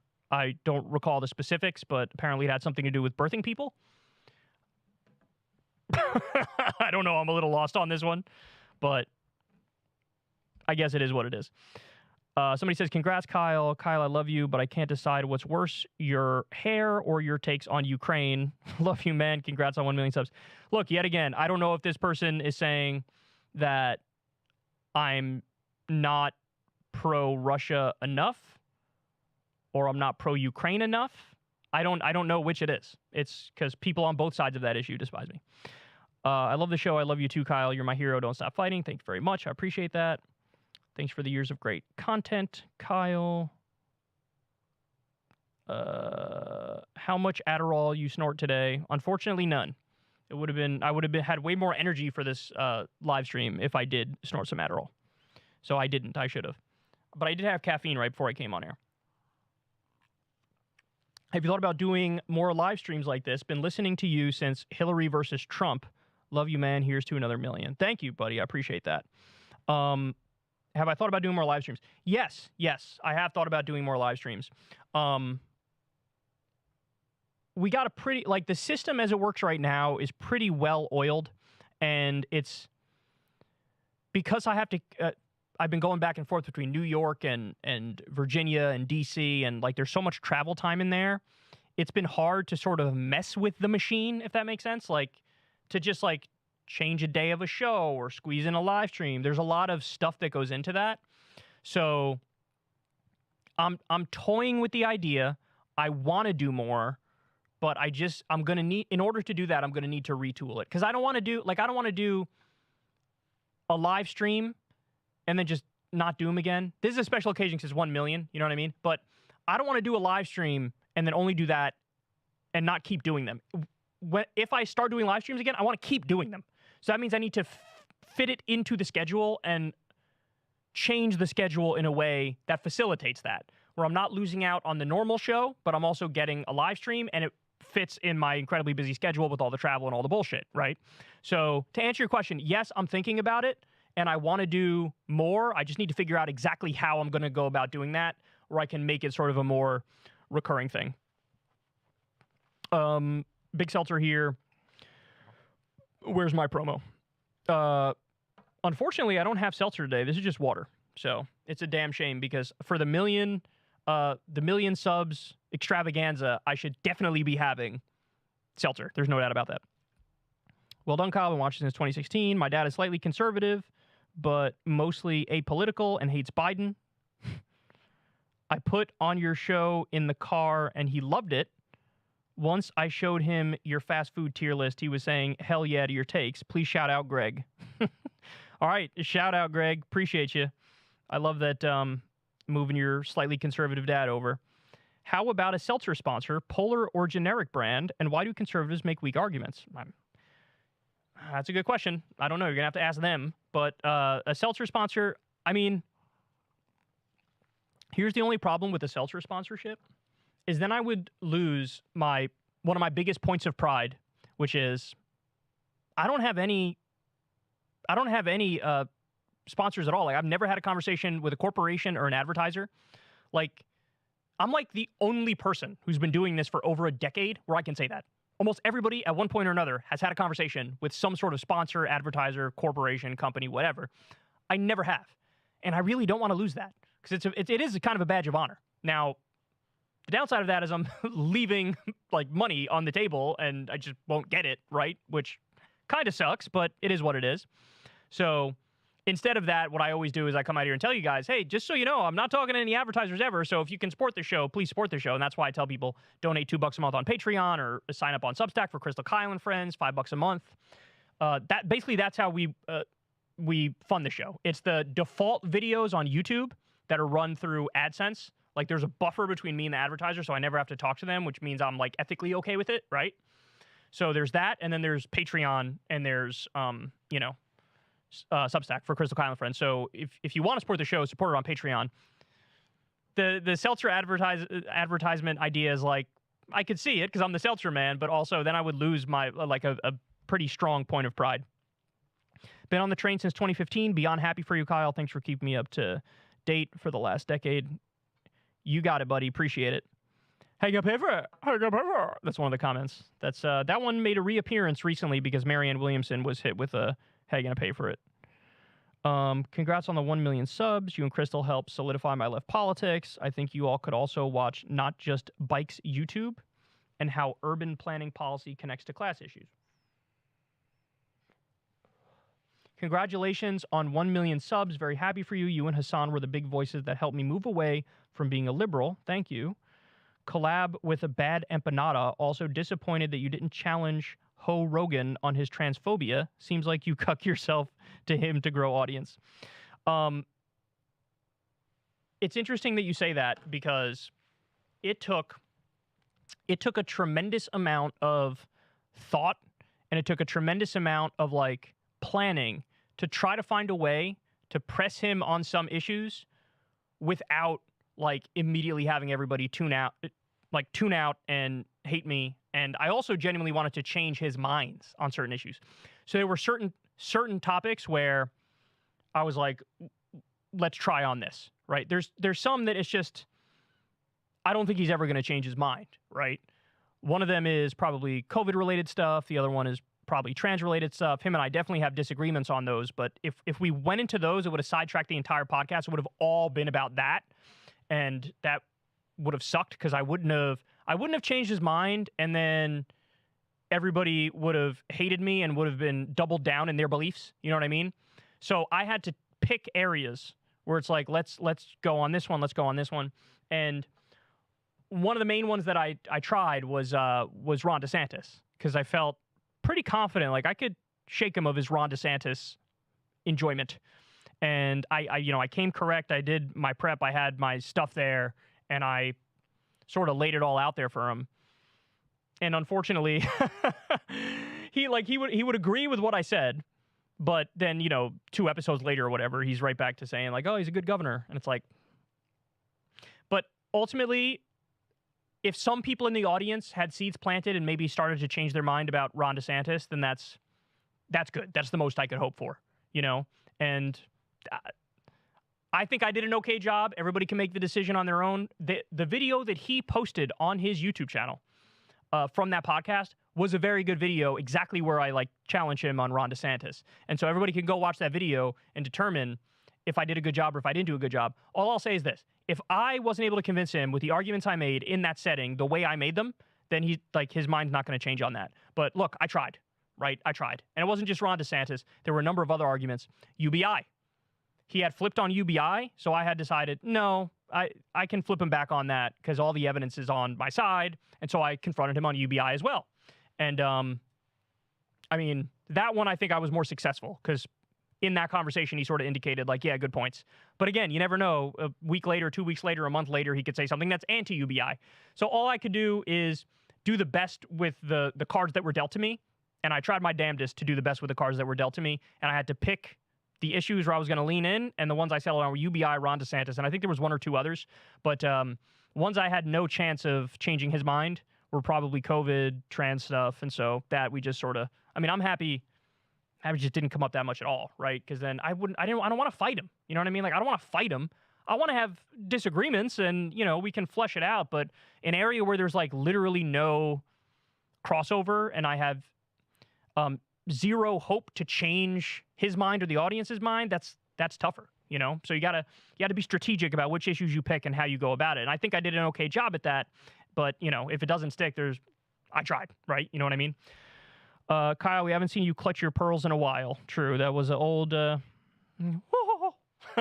says the clutching of the pearls.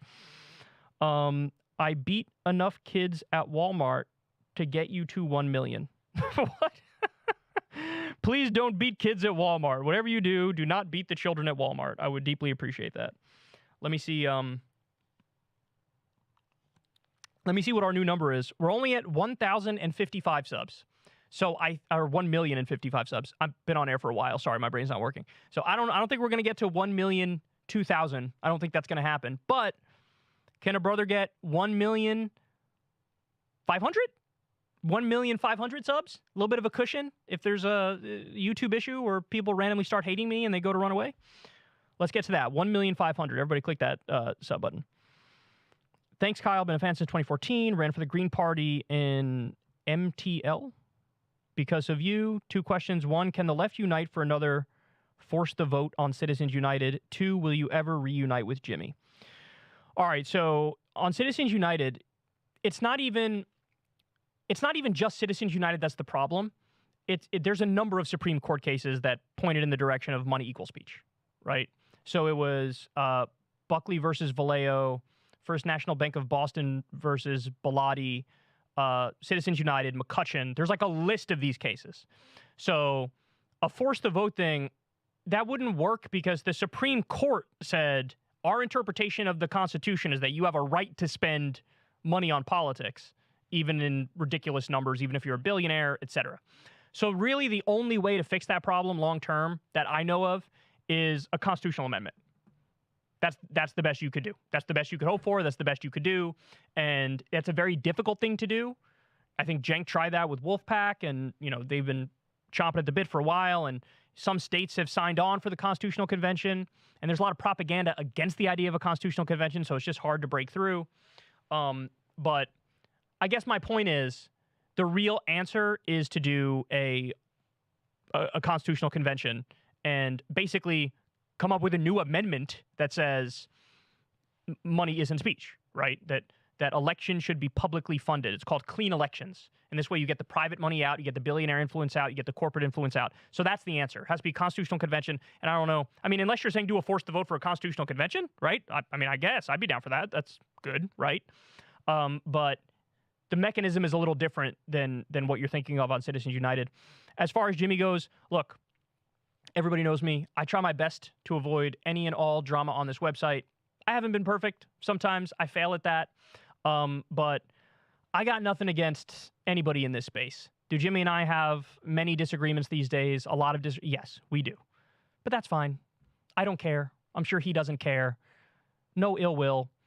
He's in his lane doing his thing. I'm in my lane doing my thing. He obviously has a, different agenda and ideology than I do at this point, and that's fine. That's life. People grow apart. It is what it is. But I have no hard feelings, no ill will. It is what it is. He might hate me. He might not. It's whatever. And by the way, I feel the same way about the Young Turks, right? The Young Turks were very instrumental in helping get my channel off the ground. And for that, I will always be grateful to them.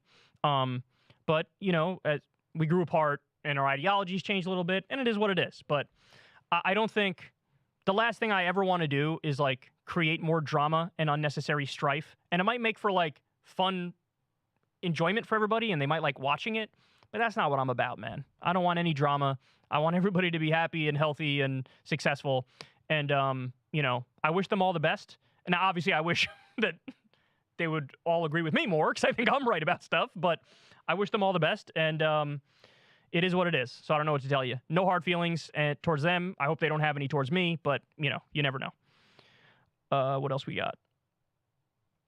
Kyle, I've been watching you every day for years. Congrats for finally hitting this milestone after being stuck at 985K for like 3 of them. Yeah, it's very true.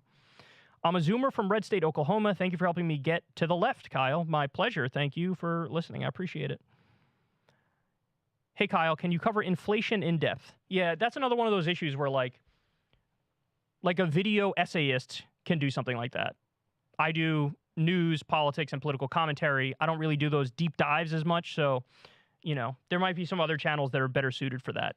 Plus, also, I think you guys are maybe slightly overstating just how much of an expert I am. I'm not exactly an economist, first and foremost. Like, I probably know more than your average person, but I shouldn't be your main source on inflation. I only know what I'm passing on from sources that I find reliable and trustworthy, you know? And oftentimes that's print outlets in the media that do detailed work. What else we got here? How much time we got left? We got about 25 minutes left in the stream, guys, and I'm trying to get through as many of these super chats as I can. By the way, I want to say a massive thank you to everybody for sending in these super chats. I love you all to death. I really appreciate the fact that you guys took the time to ask questions and send it in. I want to apologize for anybody who I don't get to. I want to apologize. I know there's going to be plenty that I don't get to, but just know I love you. I respect you. I appreciate you. It means the world to me that you took the time to send it. And it's just, I'll try to get to as many as possible. I'll try to do like lightning rounds here. Love your show. Congratulations. Come from Poland. It's refreshing to see that it can be worse and even more entertaining than in my own country. Want to talk about EU and Poland politics. I mean, I guess I know a little bit about EU politics, but in terms of like Polish politics, I probably know next to nothing. There's decades where nothing happens, and there's weeks where decades happen. That's it. That's correct. That's true. That's the thing I was trying to say that I totally failed on earlier. I appreciate that. Thank you, Nick, for saying that. Coming to Fresno, California. Journalist is being censored by Kevin McCarthy for covering his mistakes and hypocrisy. I didn't know that. Fresno Bee journalist. Oh, okay. So there's an outlet called the Fresno Bee, and a journalist from the Fresno Bee is being censored by Kevin McCarthy for covering his mistakes and hypocrisy. I didn't know that. I'll have to look that story up because I never heard of that. What are your thoughts on yesterday's Quincy Institute event? Your surprise cameo was golden. I stood 5 feet in front of you. It was too hot.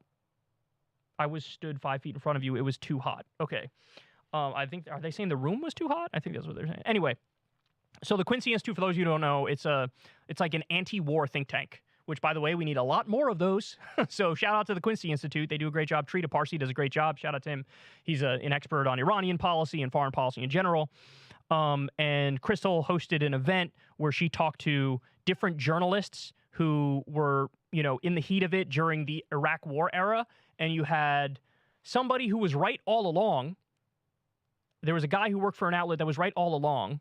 I forget the name of the outlet, but this guy's like a hero. Then you have somebody who was wrong, but now realizes they were wrong, Peter Beinart. And then there was one other person who was right and was conservative the whole time, like a conservative libertarian who was also right all along, and they had a panel discussion. I thought it was interesting. Somebody asked a question and brought me up and didn't know I was in the room. And I was like, hey, man, like, I'm here. And it was an interesting back and forth that we had. AMLO isn't socialist. I am Marxist. He doesn't care about people owning the means of production, and his policies have hurt the poor. Look him up more. Besides that, I loved your Austin show, Solidarity. Well, thank you. I appreciate that. So for AMLO, am I wrong in what I read that he was like nationalizing the lithium? He was nationalizing something in Mexico, and I thought I thought it was a good idea, and it's also kind of socialist. But at the same time, if you're saying he's just a social democrat, I mean, it's probably true. I'm sure he's not like nationalizing everything or doing worker co-ops with everything, just with certain things. But yeah, I think he's had his moments of very impressive things. He's a staunch defender of Julian Assange. There's been a number of things I've seen that I liked out of him. But then again, I haven't gone through his record with a fine-tooth comb, so I can't tell you in detail my thoughts on him. Somebody's asked me to do an update on AMLO's presidency. Really, he almost made the show the other day because of a speech he gave. I forgot what he said in the speech, but I saw a clip, and he said some pretty based things, and he was going to make the show, but it was like left on the cutting room floor. So I might cover AMLO soon if there's another story that comes out, because I know he's kind of beefing with Republicans right now because Republicans are openly saying, like, we should do war with Mexico. And so he's fighting them, and he's right. And of course, the Republicans are insane. Talking about invading our neighbor who's one of our top trading partners. Are you insane? Like, what's wrong with you? So there might be something about that coming. It depends on what else pops up in the news. What do you think of Sagar constantly dunking on Europe, saying stuff like Europe is a third world version of the U.S.? Sagar has these hot takes on Twitter, and I basically disagree with 100% of them, just so everybody knows. Yeah, like, he shits on Europe, but look, this is the truth. I don't know if he'll get mad at me for saying it, but I'm going to say it. Between me, Crystal, and Sagar is by far the most cosmopolitan of all of us. He is the most European of all of us, by far, in like personal lives. Like, I'm a red-blooded American, man. I eat McDonald's at least once or twice every week. Like, that's how I roll. You know what I'm saying? Like, I drive a pickup. Like, I'm an American. You know what I'm saying? And Sagar is like, he like dumps on Europe, but he's very like, he dresses really well, like in nice, expensive clothes, and like he's very cosmopolitan. And it's so funny because all of his takes are like, I'm anti-cosmopolitan, as he's like very cosmopolitan. So it's just funny. But anyway, that's no disrespect to Sagar. Sagar, I love you, but it's true. That stuff is true. Come on, you know it. You know it. I'm wearing slippers as I'm doing my show right now, and like sweatpants. Whereas he's always dressed to the nines and stuff. And anyway, who would be more detrimental for the country if elected president, Trump or DeSantis? It's a good question. So I think on policy, they would be very, very similar, if not identical. But I think Trump has already shown he genuinely doesn't want to have a peaceful transfer of power. And so that makes him worse. You know what I'm saying? Like, I think they'd be almost identical on policy, but the one area where they're different is I do think DeSantis would probably just act like George W. Bush or, you know, any other Republican. If they lose, they just go away. Whereas Trump has made clear that's not the case. He wouldn't do that. He doesn't want to do that. He still says he won 2020, right? He's tried to rig the election the last time, and he said, you know, find me 11,000 votes in Georgia and whatnot. So Trump is worse, but I don't think it's by that much of a margin, if that makes sense. Like, that's the only difference I could see is Trump clearly wants to end democracy as we know it, whereas DeSantis only maybe wants to do that and maybe wouldn't act on it as much. Kyle, enjoy your show. Do you support non-binary people? Here's where my norminess is going to come through. I really don't even know what that means. I really don't even know what that means. Does that mean, I mean, I'm going to ask this question and nobody can respond, so it's even silly that I'm asking it, but like, does non-binary just mean like you view yourself as like not male or female? Is that the idea? Like, you just sort of view yourself as in between the two? People can do whatever the hell they want, man. You do whatever you want, and you have my love, you have my support, and good on you. Crystal and Kyle Kulinski. That's funny. Do you think that we overestimate how popular our agenda is? For example, Omar, 64%, was the biggest underperform of Biden, 80% in 2020. Also, Paula Jean did worse than Biden in West Virginia in 2020. People can support a policy and vote GOP. Yeah, so this is an interesting point. There is a breakdown between candidate support versus policy issue support. So to answer your question, no, we don't overestimate how popular our agenda is, because when you give people just the agenda, just the policies, they agree across the board. Whether it's, you know, higher taxes on the rich or a higher minimum wage or universal health care. If you give people a choice on that exact policy, they will definitely vote for that policy, and it'll be pretty crushing. It'll be over 60%. And we've seen this in like direct ballot initiatives. Every time a left-wing issue is brought up, it wins overwhelmingly. Even in a state when a Republican wins in the vote, the left-wing idea will still win if you give people a direct vote on it. So no, if anything, we underestimate how popular our agenda is. People don't really have the balls, certainly politicians don't, to be like, here's what I believe on these things, and I'm right, now I'm representing you guys, and you guys believe this. So we underestimate it. But in terms of the breakdown between that and who people vote for, that's a problem with Democrats, right? Like, their messaging, their agenda, what they run on, that's a problem with Democrats. Like, if they actually stood for the things that are the popular things, then they'd win. They'd have better marketing. But, you know, they would do much better. And by the way, on Ilhan Omar, that's a great point that you make, but the reason Ilhan Omar did the worst in her re-election effort, even though she still won, is because they totally decided not to run any ads at all. So that was just a strategic error. Like, lefties sometimes overestimate the knocking on doors approach. Like, yeah, it's good. I'm glad you do it. It'll help. But if you're totally abandoning ads on TV, oh my God, what are you doing? That's a colossal mistake. And that's what she did. That's what they did. So that's why she underperformed a little bit. Definitely visit University of Maryland. We got a new School of Public Policy building and can use more progressive speakers here. Thank you very much for that, Marcus. I love your show. You got a fan from Portugal. Holla at your boy. 4chan political board calls Williamson orb mommy. I mean, I think the orb thing became pretty popular even in the last run. Even in the last run, it was super popular. So apparently it stuck, but I hope Marianne embraces it because it's like people mean it with love. You know, it's not derisive in any way, shape, or form. It's like people are like, yes, we love you. You know. Congrats on 1 million, Kyle. I don't remember how I found your channel, but I'm glad I did. Congrats, been a fan of yours for blah blah blah. Again, thanks again, guys, for all the positive comments. I'm just looking for ones that are a little more issue focused so I can talk about them. Thank you for pulling me from the center to the left. My brother to this day tells me I owe him for introducing your show to me since forever. Can you give a shout out to AMGED? Amjad. Almost all of our friends get their news from you. Well, much love, Omima. I appreciate you, and I apologize if I mispronounced your brother's name. Tell your brother I love him, and I love the fact he's spreading through word of mouth. That, by the way, everybody do that, please. Like that's the way to get around all this stuff, all the YouTube algorithm issues, and like word of mouth is huge. By the way, if you're still listening and you're not subscribed, what are you doing with your life? Please subscribe. We're trying to give a cushion so that I will not dip below 1 million, which is certainly a possibility. By the way, so our kiddo asked Crystal the other day, like, oh, Kyle's going to hit 1 million subs soon? And she was like, yeah. And he goes, what happens if he goes over 1 million, but then he dips back below 1 million? Do they come and take the plaque back?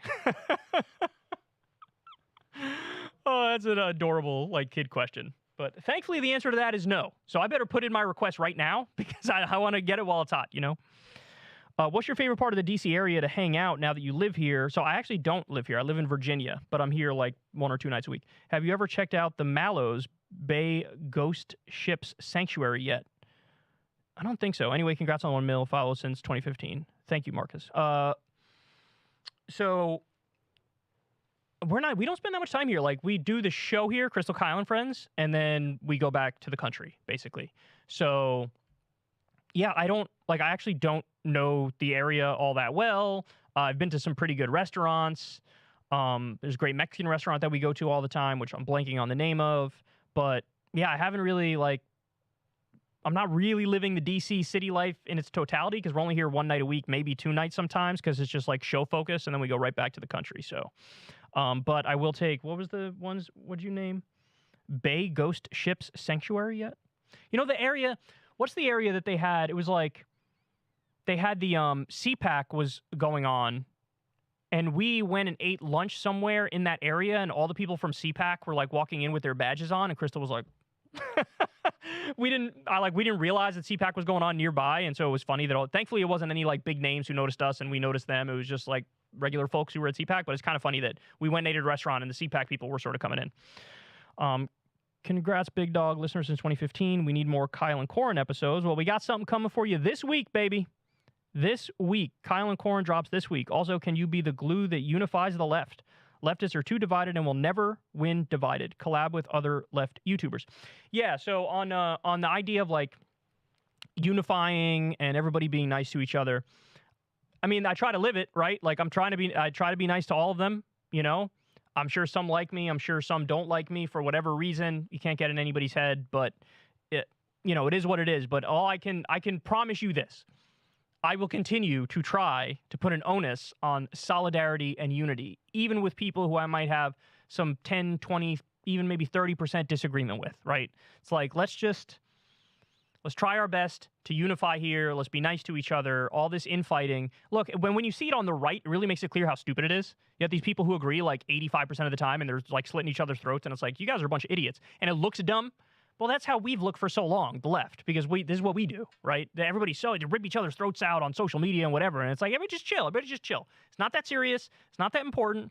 Let's keep our eye on the prize, on the more important things, and unite where we can. And so I've tried to live that, right? I've tried my best to Let me not take unnecessary shots or make a mountain out of a molehill or whatever. And all I can say is I hope everybody else returns the favor.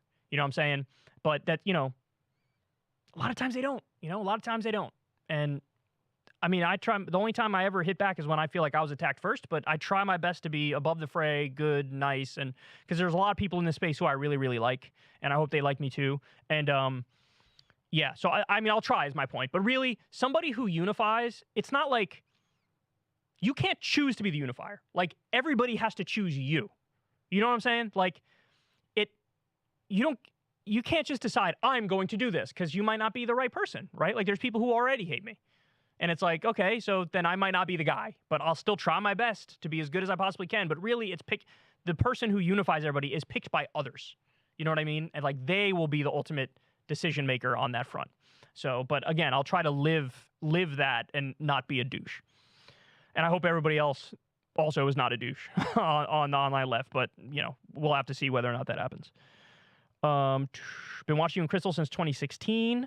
So cool to see you two together and content in your relationship. I wish the best for you. Well, thank you very much, Evan. I appreciate that. Congratulations. I know you like psychology. I'm curious what you think of Nathaniel Branden's books. By the way, I'm a lefty. I don't know who Nathaniel Branden is, but I'm going to jot that name down. Nathaniel.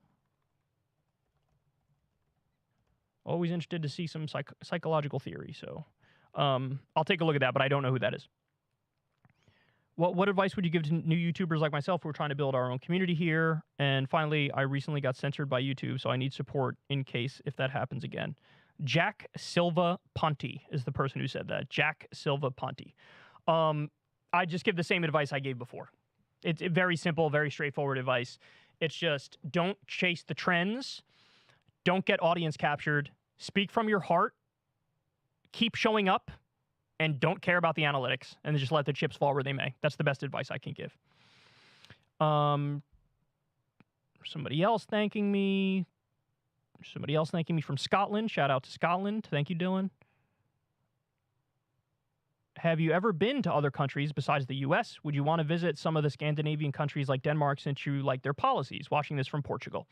I'd be much more likely to visit Portugal before I visit anywhere in Scandinavia, Denmark, Norway, Iceland, Sweden, whatever, because I hate the cold. I mean, I am the classic seasonally depressed asshole. Like, that's me. As soon as it gets above like 60 degrees, I'm out there, shirtless, sunbathing. Like, yeah, this is great. I love life. As soon as it dips below like 50, I'm like, I hate everything. When the sun's setting at like 4, that's another thing. Sagar's takes on daylight saving time, oh my God, worst takes I've ever seen in my life. Worst takes by far. Imagine not liking getting an hour more sunshine at the end of the day. Imagine like preferring the sun sets at 4:30 in the afternoon. Like, what? What are you talking about here? Permanent daylight savings time. I'm on that team. But so in other words, place like Portugal I'd visit. By the way, I'm not that well traveled. I guess I'm kind of well traveled within the US. Because I've been to a lot of the states, but I haven't traveled that much internationally. I've been to Canada. I've been to Puerto Rico, which is a U.S. territory, so that's not even, like, international. And that's it. I've never been to Europe. Never been to Scandinavia. I just see on paper what their policies are, and I can read studies and know data, and so that's why I prefer their policies. But in terms of, like, the climate I prefer, I mean, I gotta say it because it's facts, but like Florida is ideal for me.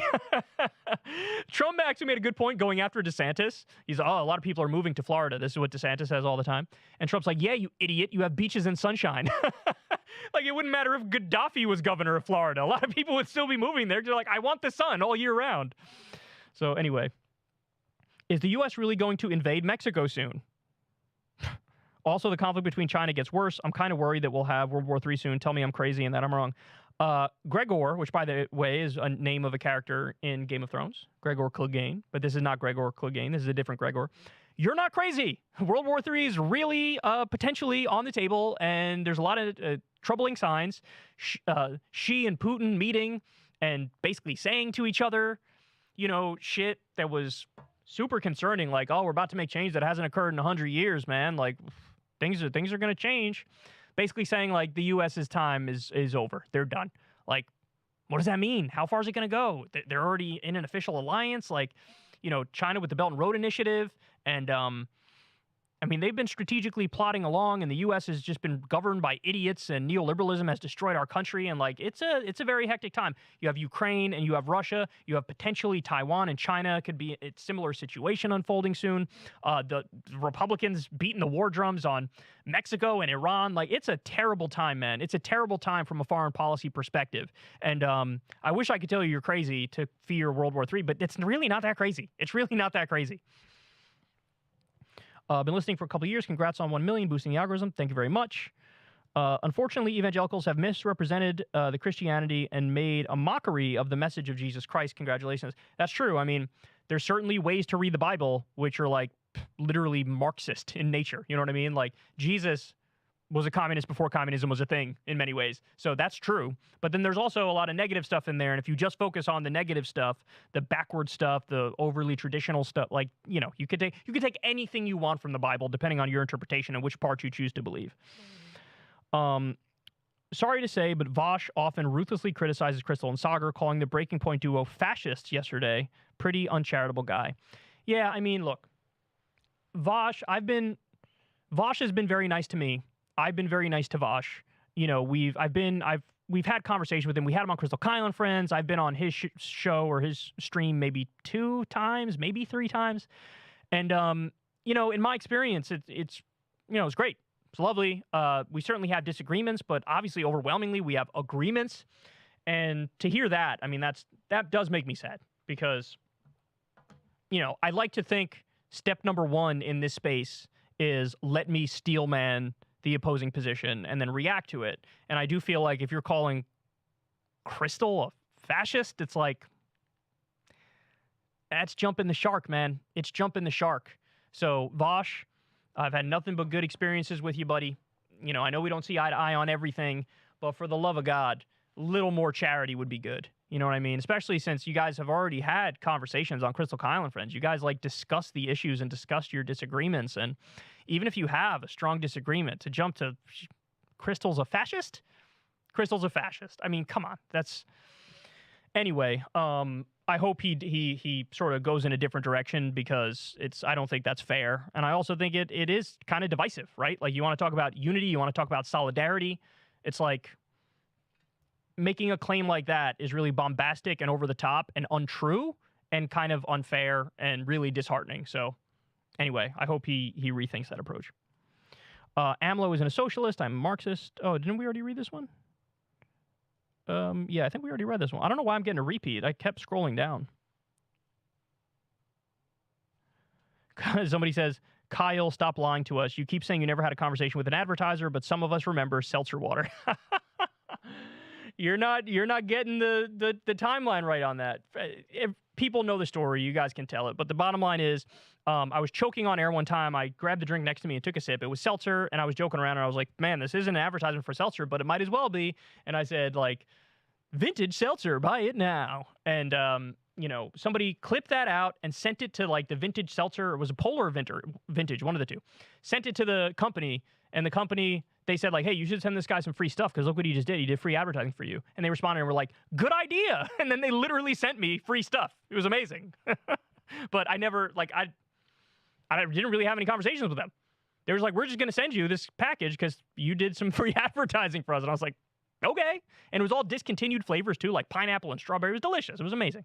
So anyway, I am the seltzer sellout, but I still have never had a conversation with an advertiser. Both things can be true and are true. You were the sole instigator of my political awakening. Subbed right before the COVID shutdown. Thanks for making me a better American. Well, thank you, buddy. I appreciate that. What's your favorite vape flavor? So I'm a big, there was an Air Sticks is the name of the company, vape. And the name of it is Blizzard. It's sort of like a menthol one that reminds me of the first ever e-cigarette I had back when the blue e-cigarettes were better. It reminds me of that. So it's a Air Sticks and it's called Blizzard. But now I can't find it anywhere. And it's driving me crazy. I think they discontinued it, and it was my favorite one. So I love that. I love, certain menthol ones. I love them. And then the other one is I'm a big fan of sour apple. There's a sour apple one right here. So, yeah. And thank you, by the way, everybody, for your super chats. I appreciate it. All right, so we literally have 2 minutes left before we got to wrap it up. So I'm just going to lightning round here. Love the channel. Been here since before JD. I am so hyped for you. Can we have a special debate between Vosh and you? A debate on what in particular? Also, can you ask why you are against... Also, can you ask why you are against the dividend? I don't know what that means. What do you mean against the dividend? I'm not sure what that means. But a debate with Vosh, I mean, I'd be happy to talk to him or debate him about anything, but I'm not sure exactly what you want us to debate on.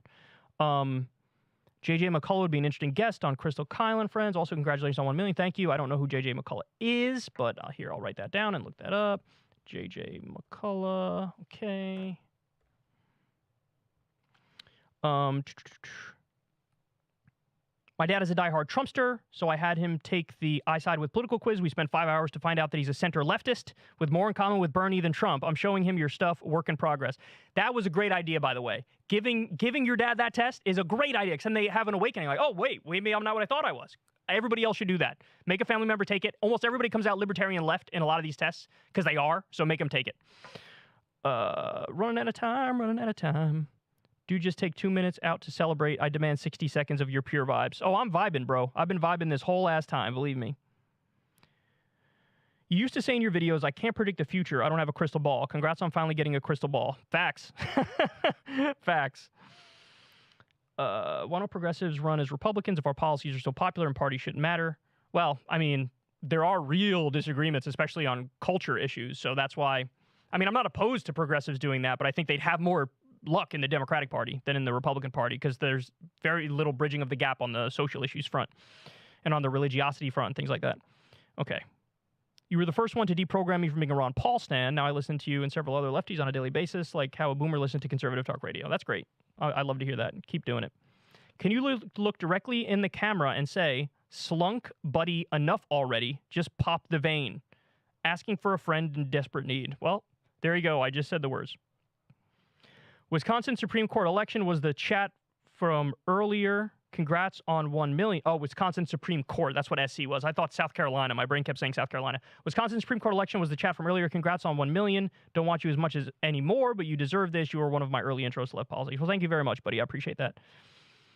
I used to be a big IDW Shapiro stan until Trump got elected. Found your show through my brother when I lost my job during COVID, and I haven't looked back. Keep up the good work. Much love. Thank you, brother. I appreciate that, and I hope you got your job back or some other job. I'm sad to hear that you lost your job, but hope everything's working out for you now. Hi, Kyle. I agree with a lot of your takes, but you are wrong about 90% of drone deaths being civilians. BJ says it's 13%. BIJ? Who's BIJ? But that's, I'm getting that from Daniel Hale, who's now in prison because he leaked classified information. And the classified information he leaked showed that about 90%, they said, by the way, we get the wrong people, 90%. That was the exact terminology. So, all right, I got to wrap it up, guys. I got a minute left. I'm just trying to see, I'd feel terrible if there's somebody who donated like $1,000 or something, and I didn't read their thing. You know what I'm saying? So look at me selling out to big super chat. That's how it works. Man, somebody gave $100 and literally didn't even ask a question. That is love right there. That is absolute love. I appreciate you and I respect you. That's from Benjamin did that. Shout out to Benjamin. All right. We got to wrap it up. The guys in the control room got to get home, live their lives. I have got to go be stepdad. Do my role as stepdad. But look, I want to say in conclusion, I'll wrap it up by saying the following. I love all you to death. I really appreciate you. I can't really put into words how much I appreciate you. I'm just an idiot who likes to babble. And for whatever reason, you guys like to hear me babble. And so it's a match made in heaven. But, you know, I don't take any of this for granted. And I want everybody to know that. I want everybody to know that, you know, I wake up every day. I know I'm a very, very lucky man. And I know that, you know, I can't take any of this for granted because at any minute, you know, the rug could be pulled out from underneath you and it could all fall apart. So the final number, by the way, we pathetically came short of the 1,002,000. We got 1,071,071. So the 1,002,000 was a little over ambitious, but we did cross the 1 million mark, and we are going to celebrate. We're going to party like it's 1999 for those of you who know that song. You're all probably too young to know that song. But anyway, 1,071,071, that is the final count. Much love to all of you. And of course, thank you to everybody who helped me along the way, like everybody I mentioned earlier in the show, Lilith, Corin, my mom, Crystal, Peter, Colvin, thank you for doing this, guys. I appreciate it. You guys are awesome. I'll talk to you next time, guys. Have a good one.